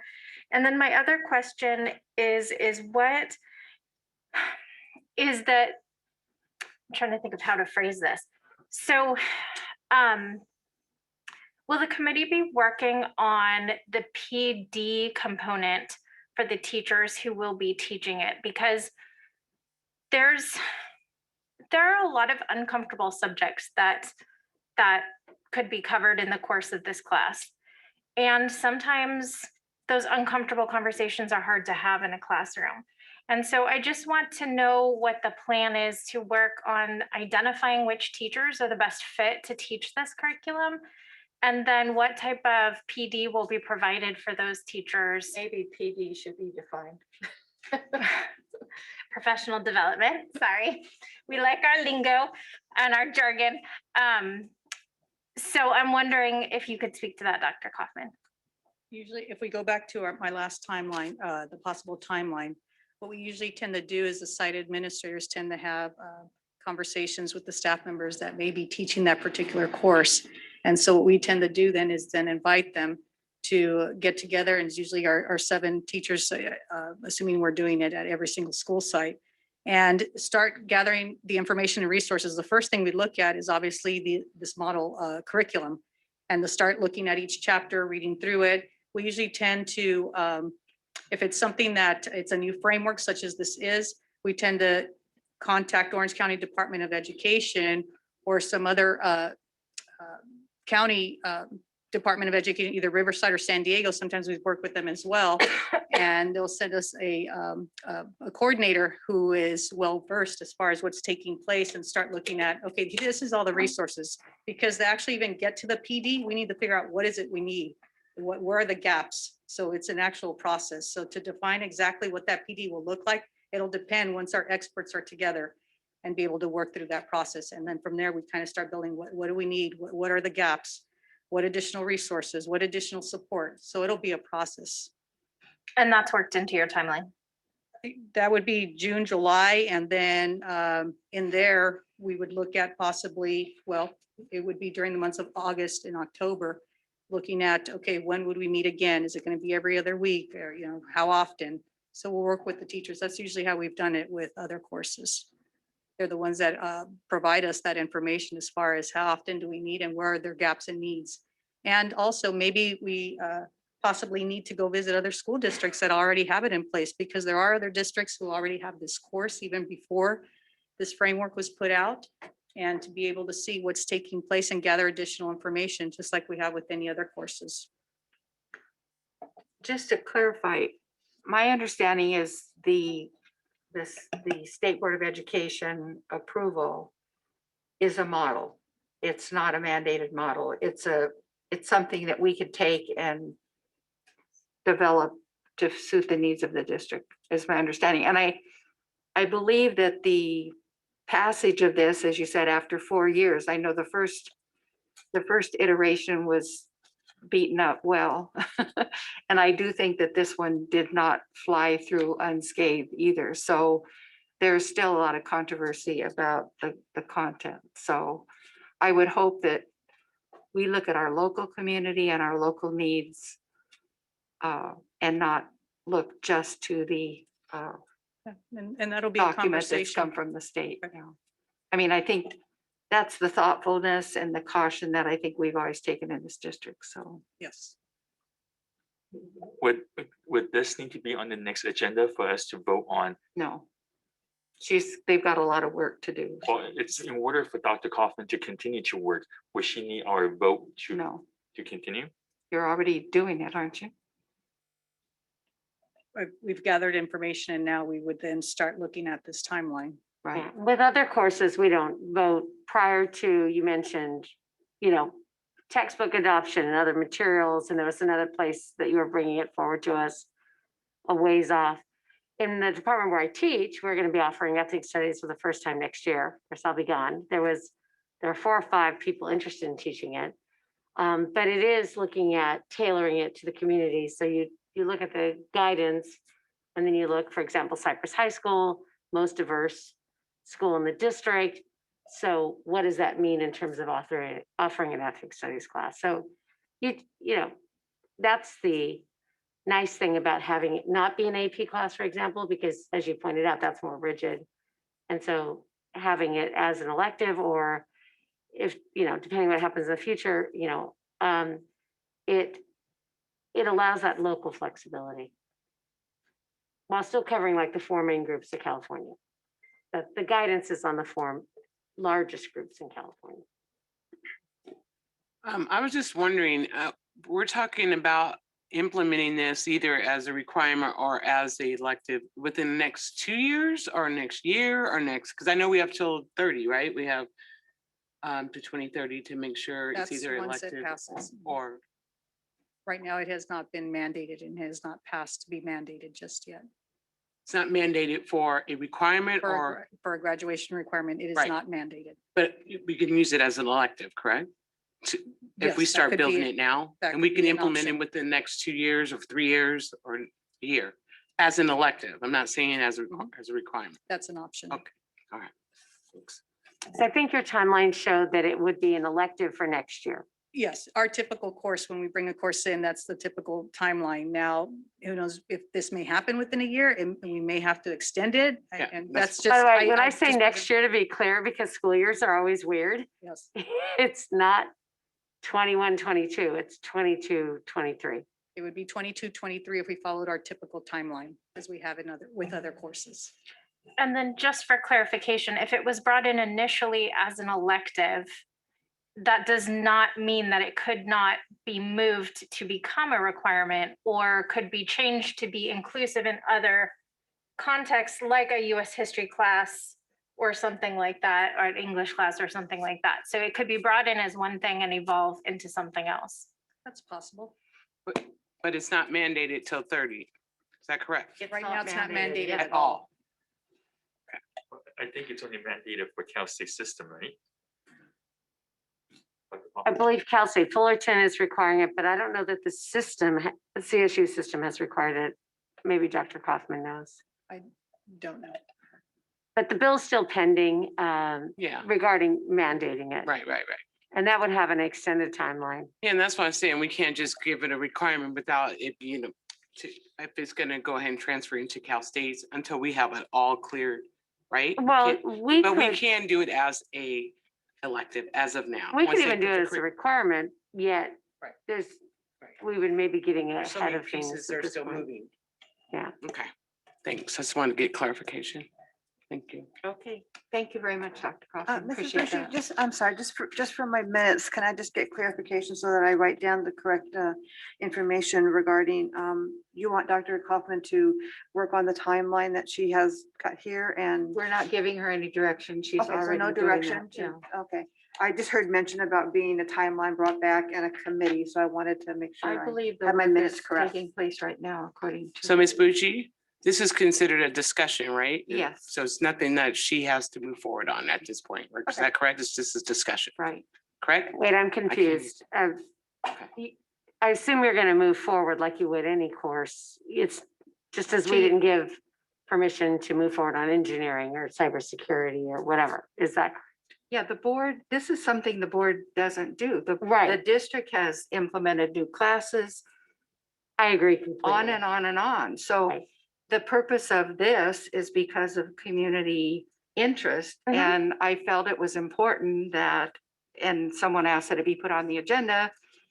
I think it was important that the community know that we are working, researching, doing due diligence on Agreed. something that is pretty interesting for the Agreed. community. Thank you. So, but the intent was not to give direction because there's already activity taking place. Thank you. Thank you. That's what I wanted to have. in my notes. That's Thank what I you. was trying to clarify. It was just a discussion, correct? Yes, Okay, thanks. for information, I guess. Thank you, Dr. Kaufman. I appreciate your input and work on that. Thank you. Okay, the next item is also an information item, and Dr. Kaufman has this, and it is the return to full-time instruction. And again, this comes forward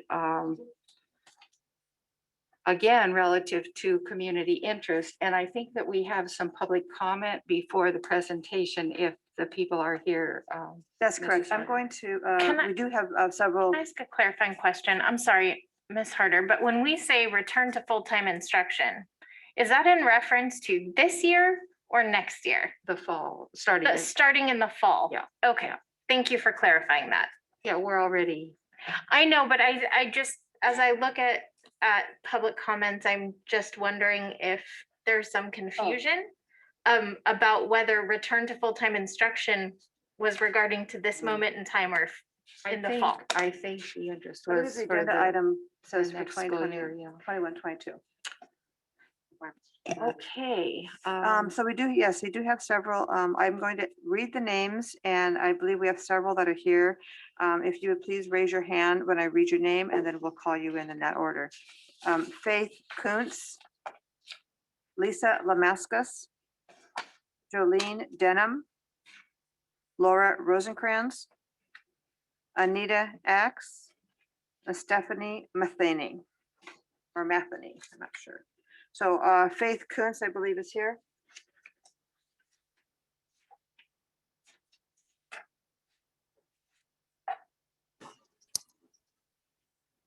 Okay, can you hear me? Yes, we can. Thank you. Okay. Good evening, President Bucci, board members, and Dr. Scambray. I have two students that attend Sonora High School, one senior and one sophomore. I have always been so thankful for the education and care my kids have received there. I have a few things I want to address, and I appreciate you giving me the time to share my thoughts.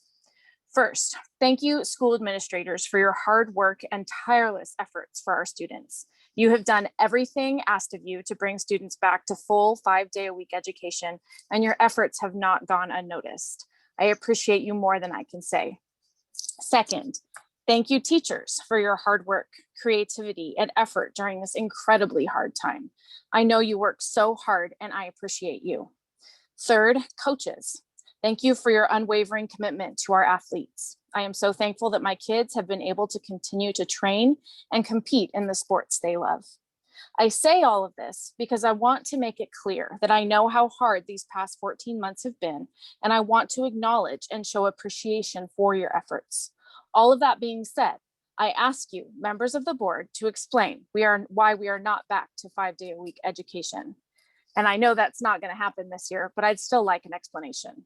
The principals made it clear that they were ready and more than willing to welcome students back full-time, and yet it did not happen. It is way past time for our kids to be back to 5-day-a-week education, and I ask that you commit this evening to full 5-day-a-week education for the 2021-22 school year. Thank you for your time. Thank you. Our next speaker will be Lisa Lamascus.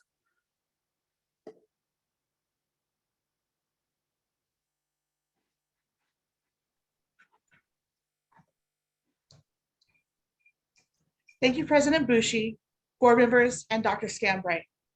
The FJUHSD website states high-quality programs of sufficient breadth and depth will be provided so that students upon graduation will have reached or surpassed district achievement standards and will have a satisfactory level of knowledge and skills to continue their formal education and or enter a productive occupation, end quote. This is just one of many multiple goals listed on the goals and priorities document on the district's website under the Board of Trustees tab. Yet the district continues only to offer 80% of pre-pandemic in-person learning. Another goal is, quote, there will be effective internal and external communications, unquote. A document entitled Board Priorities is also posted under the Board of Trustees tab. Section I, Enhanced District Communication states, quote, communicate district goals, progress, achievements, and opportunities via multimedia approaches, including electronic, print media, and websites. Enhance mutual communication with stakeholders, unquote. Yet, although the district office has expressed a desire to reopen fully in the fall, the Board of Trustees has yet to commit or to communicate the schedule of the 2021-2022 school year to the stakeholders. In January, our students had to commit to what school the district they would be attending in the fall and communicate this to the district if they were not going to attend their home school. By February, our students had to submit their class schedules for the fall, thereby communicating their plans to the district. We are now in May with only a few weeks left of the school year. There is no reason at this point the board cannot commit to reopening the school 5 full days a week in the fall and communicate this to the stakeholders. We are aware there are special interest groups lobbying in Sacramento for extending distance learning and quote unquote modernizing schedules, which translates into less in-person teaching. But at this point, special interest concerns should not be the priority of this board. Section D, Employee Relations, in the board priorities document sums it up best. Quote, conduct negotiations that protect student access to our core programs while remaining fair to our employees, unquote. COVID cases and deaths are down across the region. Vaccines are readily available. There is no legitimate reason why the Board of Trustees cannot commit to returning to the district to pre-pandemic schedule of 5 days a week with full day instructional minutes while protecting all the stakeholders. Please commit to returning the district to a pre-pandemic schedule of 5 full days a week in-person teaching in the fall and communicate this to the stakeholders immediately. Thank you. Thank you. Our next speaker will be Jolene Denham.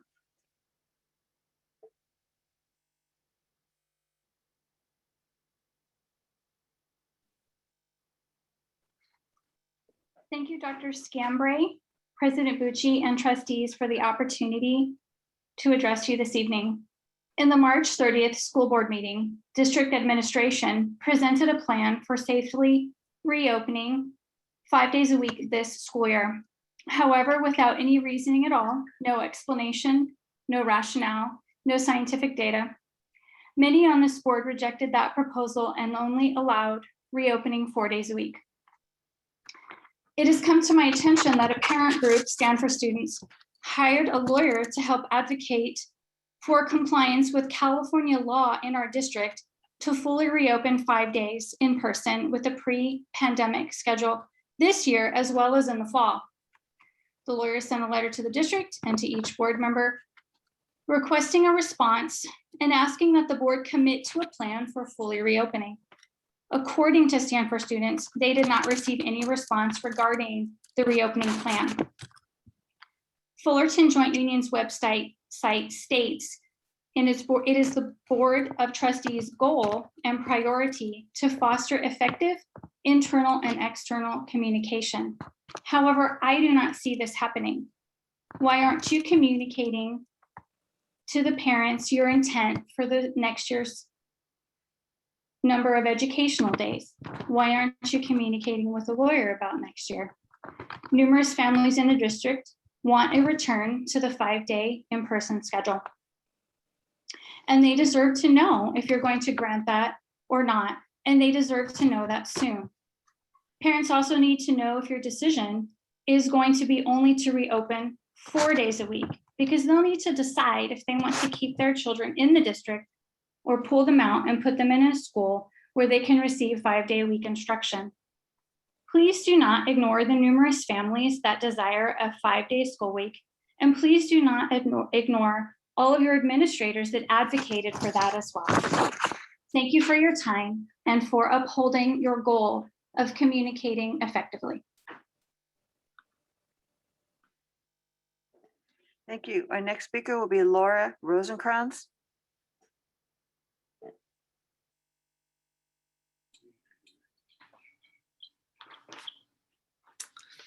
Hello, can you hear me? Yes, we can. Thank you. Well, good evening, board members and Dr. Scambray. The parents of FJUHSD, as we've heard, have asked that students be given the option to return to 5 days of in-person instruction as soon as possible. We've written letters, we've spoken at board meetings, our faces are familiar now. We've pled, we've argued, we've reasoned, we've brought our information and our data, and we brought all of these things to the members of the school board. The district administration and site administrators have enthusiastically proposed a full 5-day schedule of in-person instruction. They created a comprehensive plan for the return to 5 days of instruction over a month ago and answered every question and concern that the board raised. But you, the trustees, inexplicably have stopped short and prevented our students from a full 5-day return to on-campus learning. There appeared to be no reason at all to keep kids out of the classroom and away from their teachers on Wednesdays. All of the logistical and health concerns had been resolved. In fact, the 4-day plan includes less cleaning than the 5-day plan would have. Why?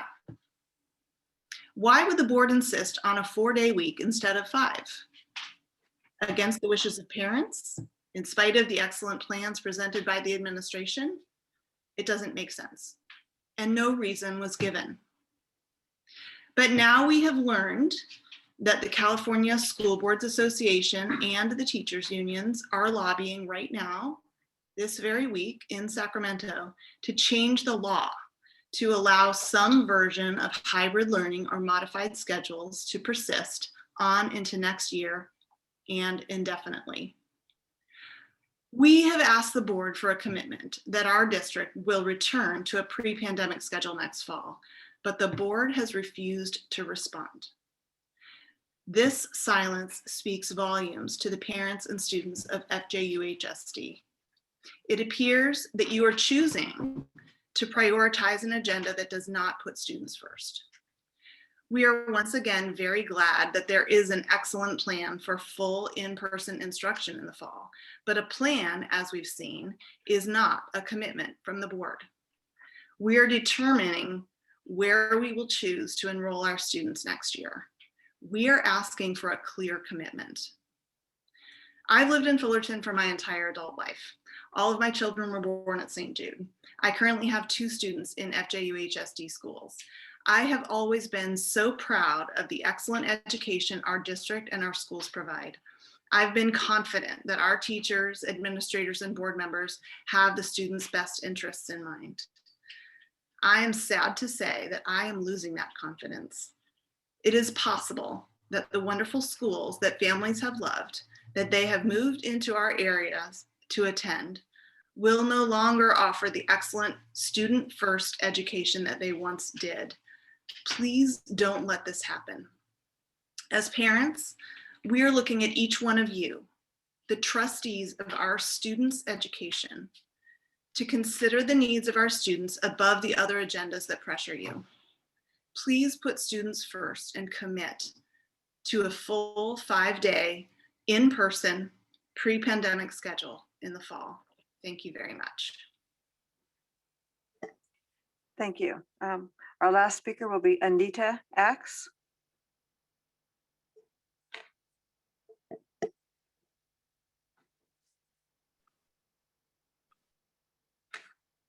Hi, can you hear me? Yes, we can. Thank you. Thank you.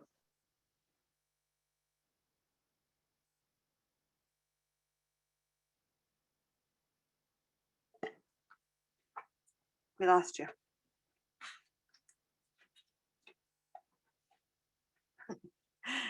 I think I heard sorry from behind the screen.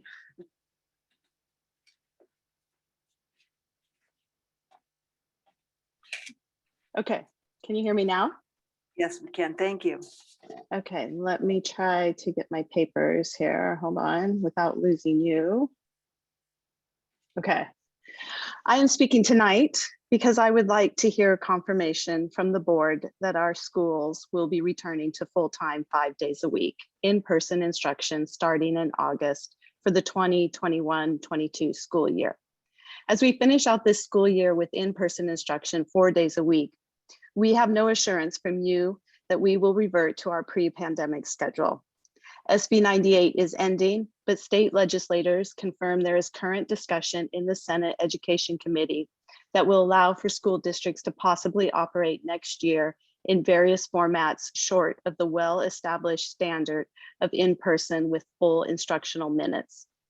So can you assure parents tonight that FJUHSD will return to full-time 5 days a week in-person instruction? Yes, Dr. Scambray sent out a letter this past March, that online learning would be done through iSierra and in-person learning would commence in August at all other schools. But as we saw at the March 30th board meeting, you ignored his recommendations and the principals to return to 5 days. So it doesn't give me much confidence that you will carry through with his letter that he sent out in March. As others have said, as others have mentioned tonight, over 80 parents retain legal representation, again, for your confirmation of the full reopening of this district for the 2021-22 school year. But no response came from this board or your legal counsel despite 2 attempts. So I ask you tonight to publicly assure parents that FJUHSD will return to the standard of education of full-time 5 days a week in-person instruction for the 2021-22 school year. Please tell us your response. Thank you. Thank you. That concludes our public comments for this agenda item. Okay, thank you, Mrs. Harder. And Dr. Kaufman, I believe you have a presentation relative to this topic for information. I do. Thank you. President Bushy, members of the board, superintendent, and guests.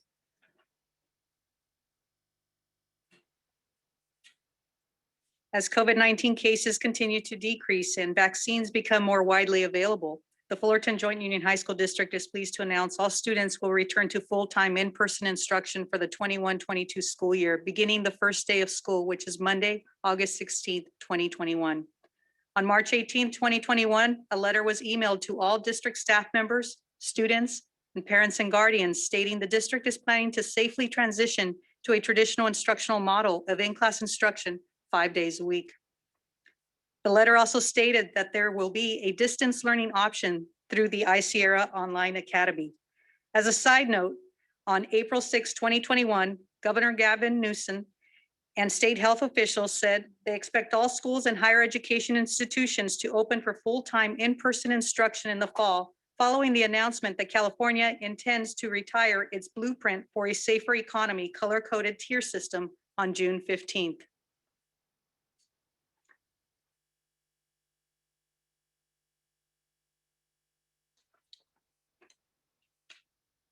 As we begin to plan for next school year, we will be adhering to the health and safety guidelines issued by the California Department of Public Health. We anticipate having students come back on campus for in-person instruction 5 days a week for the 21-22 school year. We understand that not all parents or students will feel comfortable returning to in-person. Therefore, we have two options for the return to school on August 16th, 2021. The first option is to attend your school full-time in person. Fullerton Joint Union High School District will continue to maintain a safe and healthy environment for students and staff while adhering to all health and safety guidelines established by the California Department of Public Health and the Orange County Healthcare Agency and Orange County Department of Education. Fullerton Joint Union High School District is currently in communication with Orange County Department of Education and local and state public health agencies for further guidance on the 21-22 school year. We expect there will be an updated reopening of school guidance on or around June 15th due to the Governor of California announcing a full reopening of California's economy. Per the outline released by the governor, masking will still be mandated. The blueprint of safer economy will also end on that date, meaning most capacity limits and other recommendations will end. However, health measures such as masking, contact tracing, and adequate testing for COVID-19 will remain across the state. The district will continue to follow local state guidance on reopening of schools. In the most updated guidelines from the state on April 16th, it states, schools and institutions of higher education should conduct full-time in-person instruction in compliance with Cal-OSHA emergency temporary standards and public health guidelines. The district will continue to keep all staff, students, and parents updated. Now, the second option, families who wish to keep their students home during the 21-22 school year have the opportunity to transfer and enroll at iSierra's online academy. This program has been available to district students for over 10 years. It is A through G NCAA approved, has a digital curriculum, self-paced, independent schedule, weekly teacher meetings required, teacher support available during all school hours. It's online or in person. Registration is open now. Complete the enrollment interest form. We actually put on our district website, there's a link there under the announcements. And you could click on the iSierra online program. It'll take you directly to that website. And there's also a enrollment interest form. And once the parents or students fill it out, either the principal, Sandy Leana, or our program coordinator, Lisa Valdez, will contact the individuals to schedule an appointment and look at as far as where their son or daughter is currently at as far as their course needs. We look forward to the 21-22 school year and returning to our traditional instructional model. This concludes our information report. Thank you. Thank you, Dr. Kaufman. Any comments? No? Okay, thank you very much. Appreciate that. Thank you.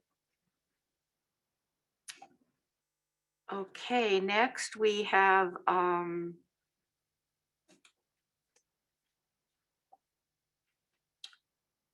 5.3.1, Dr. Atkinson, and this is an item that was originally on the consent and has been moved out for presentation. Thank you. Thank you, President Bushy. On December 10th, 2019, Board Policy 6310, Pupil Attendance Calendar, was adopted by the Board of Trustees. Unfortunately, however, two errors existed in that pupil attendance calendar. Specifically, the number of student days of attendance for the periods of August 16th through September 10th, 2021, and May 9th through June 2nd, 2022, contained one fewer and one additional day respectively. While the total number of days for the entire calendar year were correct, it was important and necessary for us to correct those two periods of time so they accurately reflected the number of days that students would be in attendance. Therefore, tonight I present for first reading and information revised Board Policy 6310, Pupil Attendance Calendar. And I will submit at the June 8th, 2021 meeting of the Board of Trustees this for second reading and adoption. Okay, thank you. Did anyone have any questions about this, Dr. Joanne Foley? Just quick for clarification, it wasn't a matter that we're changing or adding days in that month, or it's just the math was wrong, right? That is correct. Okay. There were two errors. The numbers were transposed. and Right. So catch I that. didn't want anyone to think that somehow now we're adding a day in one time block and taking away from another. That is But it's- correct. It's as it was, it's just, there was a typo. That is correct. That is absolutely correct. I read somewhere about the February holiday change. Is that in the consent? Not this one? Okay. Yes. Yeah, okay. Thank you very much. And this will be back for a second reading at the next meeting. Okay, thank you very much. Okay, we have an update on Measure I from Todd Butcher. Nice to see you, Todd. Good to see all of you folks, Dr. Scambray, President Bushy, members of the board. The last time I was here, we discussed the remaining projects. And over on Thursday, you received this presentation, and I did receive some comments from Member Foley, which I appreciated very much. Thank you. So I did make a couple of tweaks because I realized what I didn't put in there that was obviously should have been in there. The last presentation, I did not ask for direction from the board because we were getting close. I wanted to give you enough time to start thinking about the projects that are remaining, and that's kind of what that focus was. So now I want to take you through the steps of where we're at. And if I can get to the next slide, please. So it's hard to see here, but if you can look down at the main column, this is all of the Measure I projects that I've showed you for the last 5 years. We have a comment. Yes. And at the lower left column that's circled, you'll see we're at 196 million and 300 and some change. So if we can go to the next slide. So if you take all the red off of that slide, this is what you have left. These are our remaining projects. So if you look at the remaining projects, there are approximately 20,045,000. We've completed or committed 176,000. That makes that 196 number. If you take the 175 that we've got from Measure I, originally I've always been telling you 22 million, but now that we have officially got a good bid for the Fullerton Auditorium, because that's a hardship project, we have to turn back savings, and that's estimated right now at 2.5.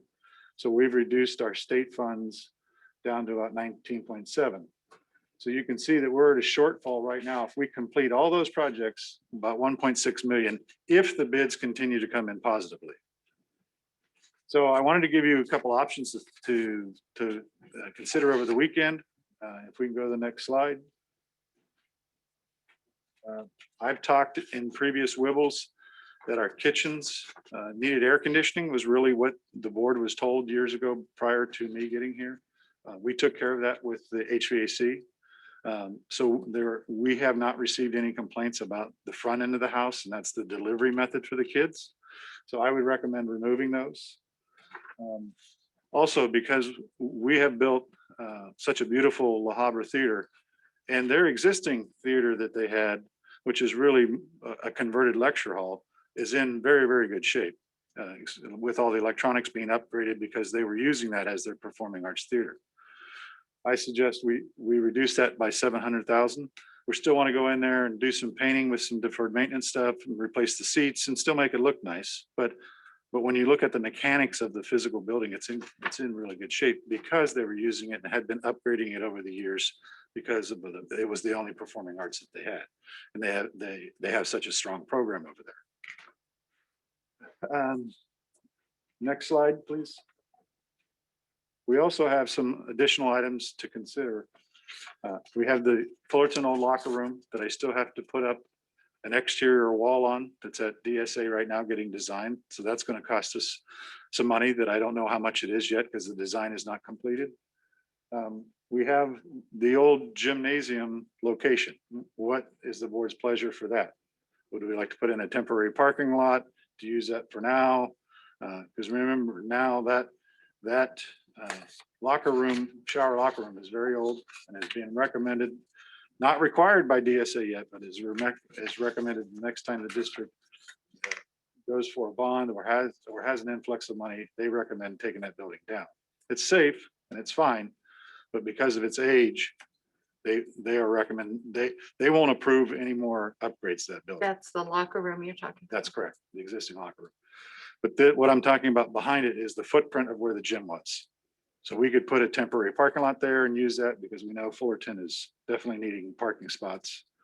We could probably add an additional tennis court if the board desired to get the number back up because we took down a couple of tennis courts to put up the gymnasium.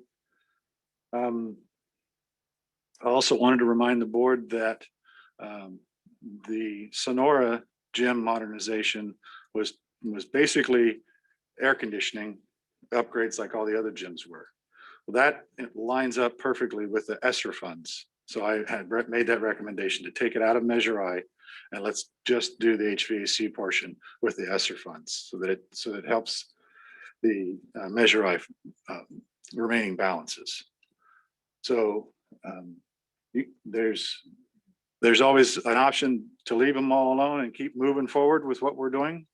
So next in line is we're in the design of, can we back up to the remaining projects, please?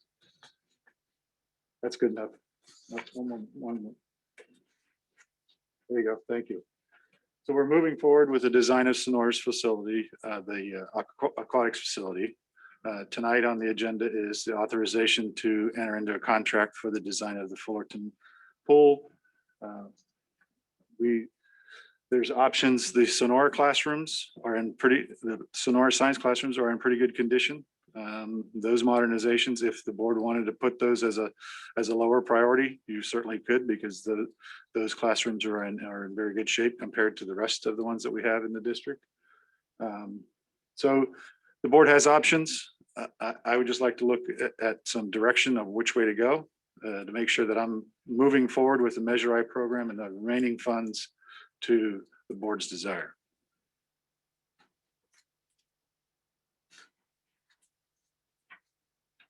I like the idea of more parking at Fullerton High School. But again, I don't know what the needs, it depends on what the needs of the campus are. So it's probably not for us to say. Laura. Our astute principal back there, we've discussed about putting in another tennis court and then do additional parking. Yeah. Did we lose a tennis court? Yes, when we put the gymnasium in. The gym, yeah. So we could put the tennis court back there. It would be adjacent to the tennis courts. We could make additional parking. Yeah. And that would always be for the master plan of taking that building down and building new locker rooms and weight room and a dance room at some other time, some future That time. was the plan for the footprint where the old.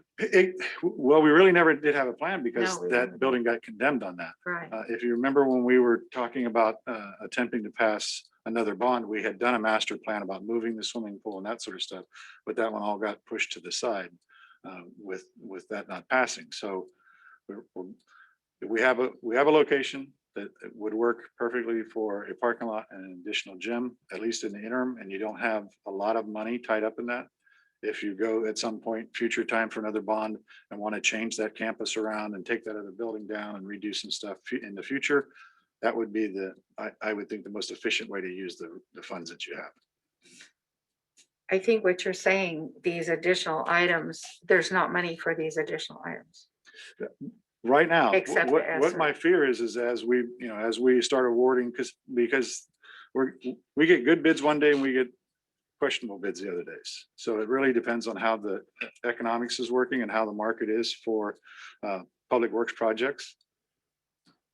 If we go in and we award the La Habra pool and we're designing the Fullerton pool and then we start awarding those science projects, I don't want to run out of money on some project that we want to do.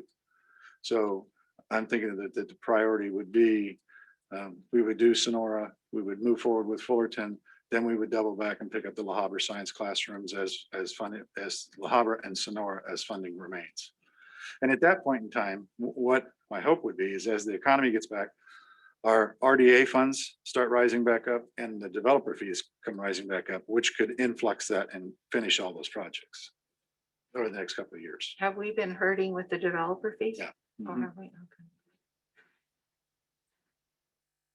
You know, I like your plan, your presentation. To me, the bottom line is the money. Mhm. In other words, I would like to see, and I know you don't know because there's still bids to be had, but I see COP down there too, and I'm not sure that that certificate of participation is another thing that, you know, at this point in time Sure. would fly with the community. We still have another COP that we are working on, so I'd like a little bit more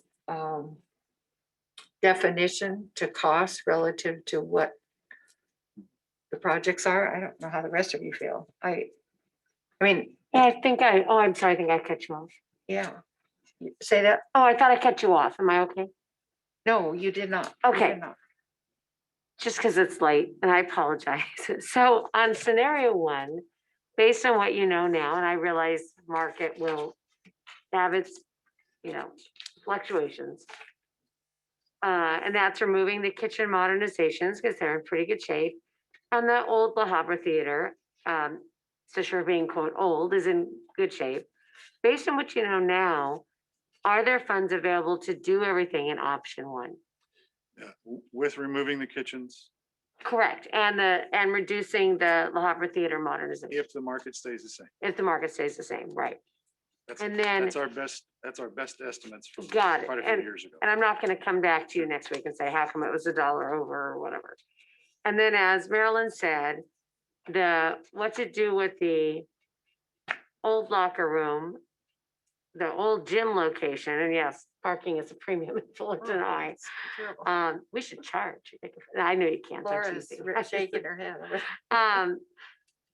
But so where I got confused is the Sonora science classrooms are on both lists. Yeah, I leave them on those lists because it is a remaining project. We have not removed it. I've not gotten any direction to remove it. All As right, I say, because it's there- in option one, Yes, which means theoretically, They're based still on what in. we know now, we could They're still afford in. it. Yeah.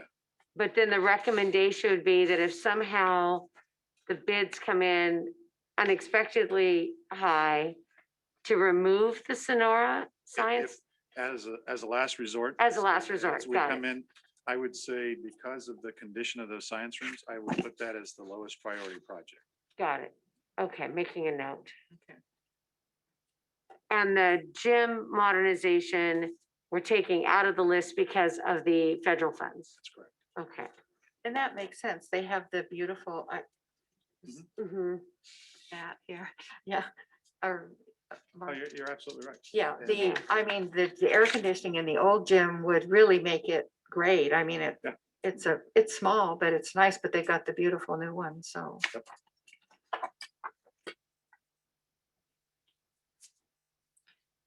So if you folks are okay with that, that's the direction I'll go through and move ahead.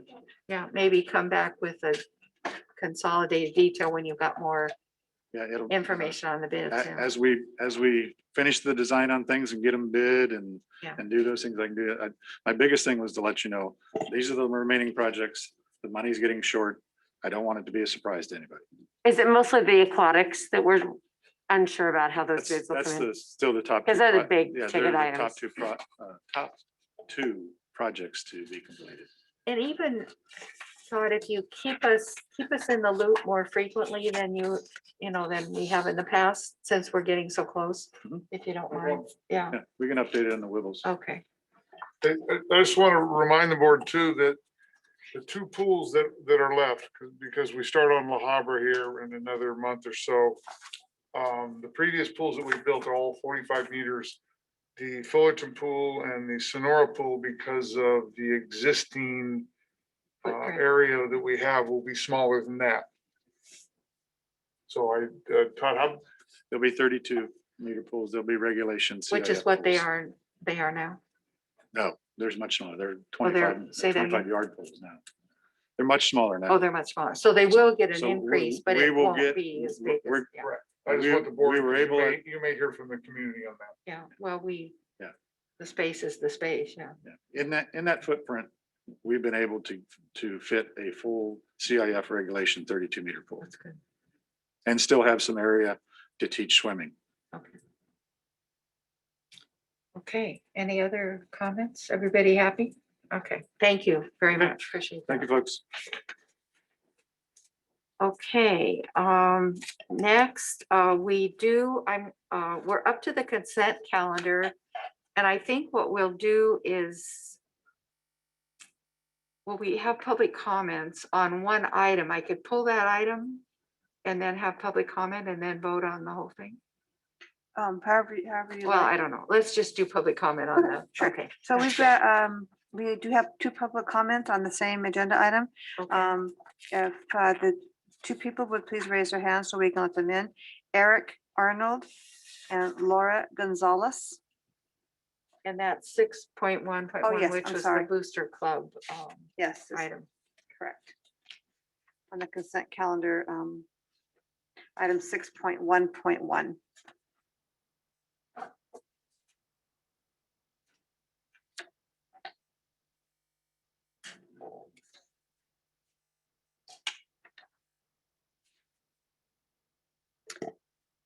Are you there? Looking for Eric Arnold. Here, hello? Yes, go ahead. We see an initial.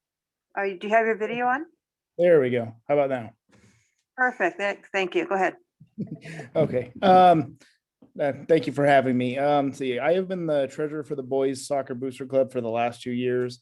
I was just brought in and made aware of this within the last week. I'm not really sure why, but anyways, we submitted all of our treasurer reports, all of our bank statements that were requested, we submitted. The statements included all of our deposits, all of the checks written, all the debit card purchases. Once I did that, they asked for all the backup, which is all the documentation, which I do have, but she needed it within like 2 hours, and there just wasn't enough time in the day. This was 4 o'clock on a Friday night. Said I'd do it over the weekend. I was told that was too late. So that's where we were left at. We are in the process of being incorporated. I have the documentation for that. It was started several months ago, but it's just taking time. I mean, with an extension, we can get all the information with the exception of tax documents, as we have not filed taxes, I mean, last year or ever, as far as I can tell. And again, once we are incorporated, taxes will be filed going forward. We have an organization that's doing all of that for us and will file the taxes for us. My fear is if the booster clubs are deauthorized, there will be no reason for parent involvement, and it will ultimately hurt the programs. Thank you. Thank you. Our next speaker is Laura Gonzalez.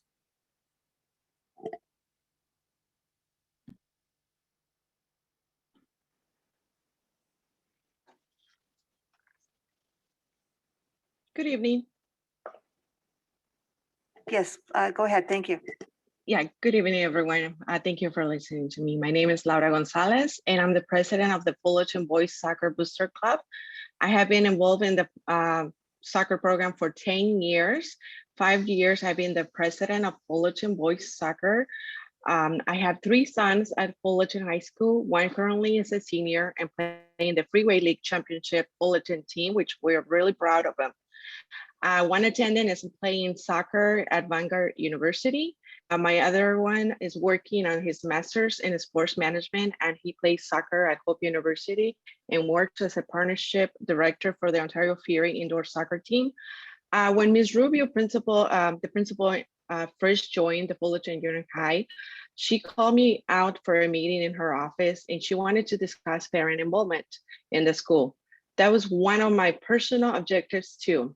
We had worked so hard to get parents involved in a program, to give their time and energy to our program and the school.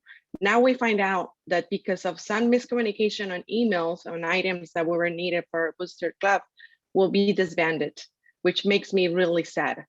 We were told that the district meeting for the booster clubs, how records should be determined and minimize the club and district exposure. We have done that. Rather than give us the chance to correct things, in fact, we need to correct it. You want to disband all of our hard work. And like my question is, do you really want parents to be involved? Why this is, and my other question will be like, why this is so many programs in our Fullerton High School are on the list? Who and when was this read out to made out to? Please give us extension to submit the paperwork, and thank you for your understanding. Thank you, and that concludes our comments. Thank you.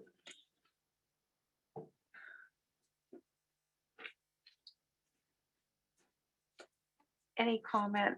I have a question, and maybe it's Ms. Velasco or Dr. Scambray.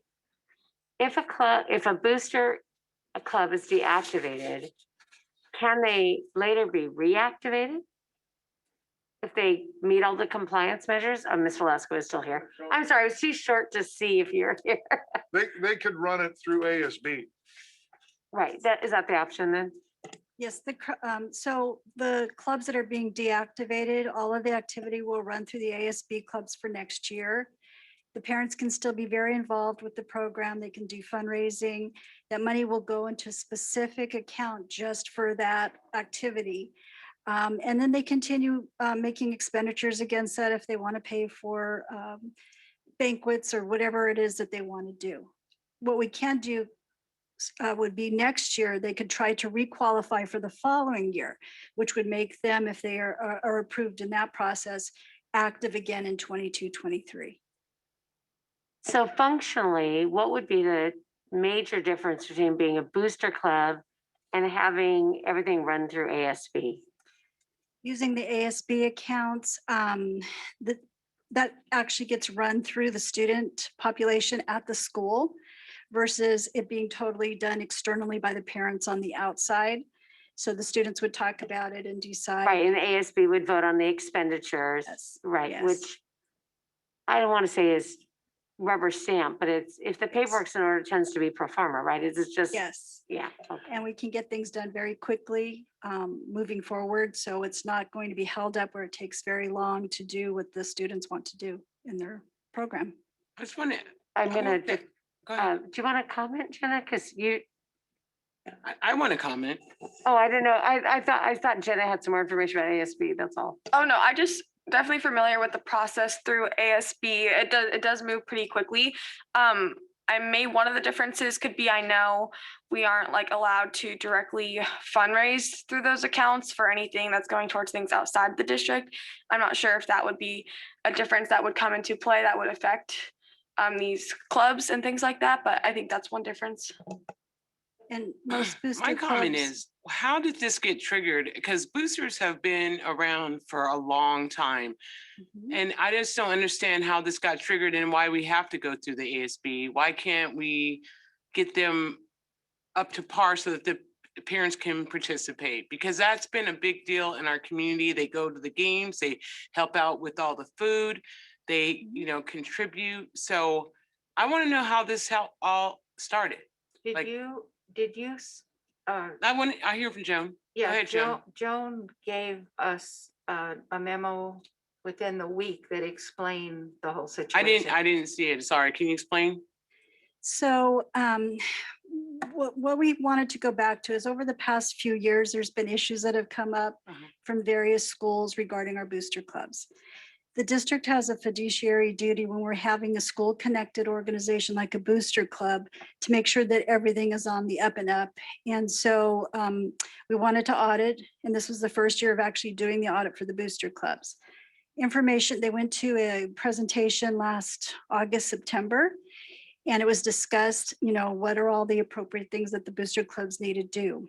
In October, we sent out a list saying, to the people that had attended the booster clubs, the site administrators were also notified. This is what we're going to be working on for this year. And there was items that they needed to turn in. We started to request it in October. And just because of the situation with COVID, we kept extending that deadline. And as you can see, we worked really hard to try to get all the information in up until like last Friday. Okay. With COVID being a big, problem with a lot of the families, a lot of people, it's been a lot. Is there any way that we can extend it a little bit longer? Because I just noticed he said he got the information on a Friday, he needed more time. Is there any way we can extend it at least till 28th, last day of school? I just don't want to see those booster families not be a part of the community, of our school community. So that's just my perspective. But I was wondering if we can extend it for a couple of weeks.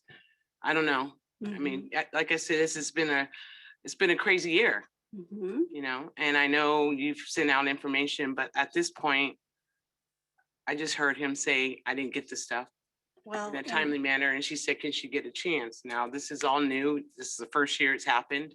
They're being audited. I mean, I'm just thinking out loud. So, No, and I do understand that. John, I'm not sorry to comfortable. interrupt. How many booster clubs have turned in the information like was asked? We've had 70 clubs turn in all of their information and be approved. Mhm. So really overall district-wide, excellent work by all of our booster parents. okay. So, and I really am not very comfortable talking about a specific booster club and why No, no, they're being recommended for disqualification. oh, that's fine. I just wondered if we could give them to the end of the school year, 2 weeks, but if that's not, if that's not So to possible. reiterate, parents can still be involved and Absolutely. they can we're gonna have still to go through the ASB. fundraise Yeah. and they can still, they just won't be called a booster club. Mhm. Would they, is it called like the Fullerton Union High School Soccer Club or something? Yes. Got it. So they will have slightly less autonomy, but they won't be precluded from being involved, raise money and spend money. Right. And for a lot of our booster clubs, actually with discussing this over the last 5 months with them, we do have quite a few that are going to be moving to the ASB clubs because it makes it, I think, a lot easier for the parents. They don't have to spend that much time dealing with all the money part of it. And they don't have to file their tax refunds. They Their don't have to tax, be a right. 403C, Right. 403B. Got it. They may not have known that ASB was an option. I would imagine some of them just sort of Well, and created and. right, and we always have volunteers and they turn over. And so it's always why we do every year the presentation to the booster clubs. And we always work with them and throughout the year on whatever it is that their questions are. And those clubs that are close or decide they would still like to be booster clubs but are deactivated at this point can work throughout the next school year and be approved for the following school year. Correct. And in the meantime, they could use ASB. Yes. Okay. Okay, any other questions? Okay, thank you, thank you. Jean. Okay, the consent, I would need a motion to approve the consent. Move approval for By the Lauren consent. Clapper, and seconded by Chester Jane. Any more questions or comments? Okay, we need a roll call vote. Mrs. Harder, and I believe there's no resolution in there, right? There's no resolutions and there's also no confidential. Well, there are resolutions, but they're not Okay, so there's confidential. nothing. So Jenna, would you like to give a preferential vote, please? I approve. Okay, thank you. Thank you. Mrs. Bushy, Aye. Ms. Klatzker, Aye. Ms. Foley, Aye. Dr. Jane, Dr. Calhoun. No,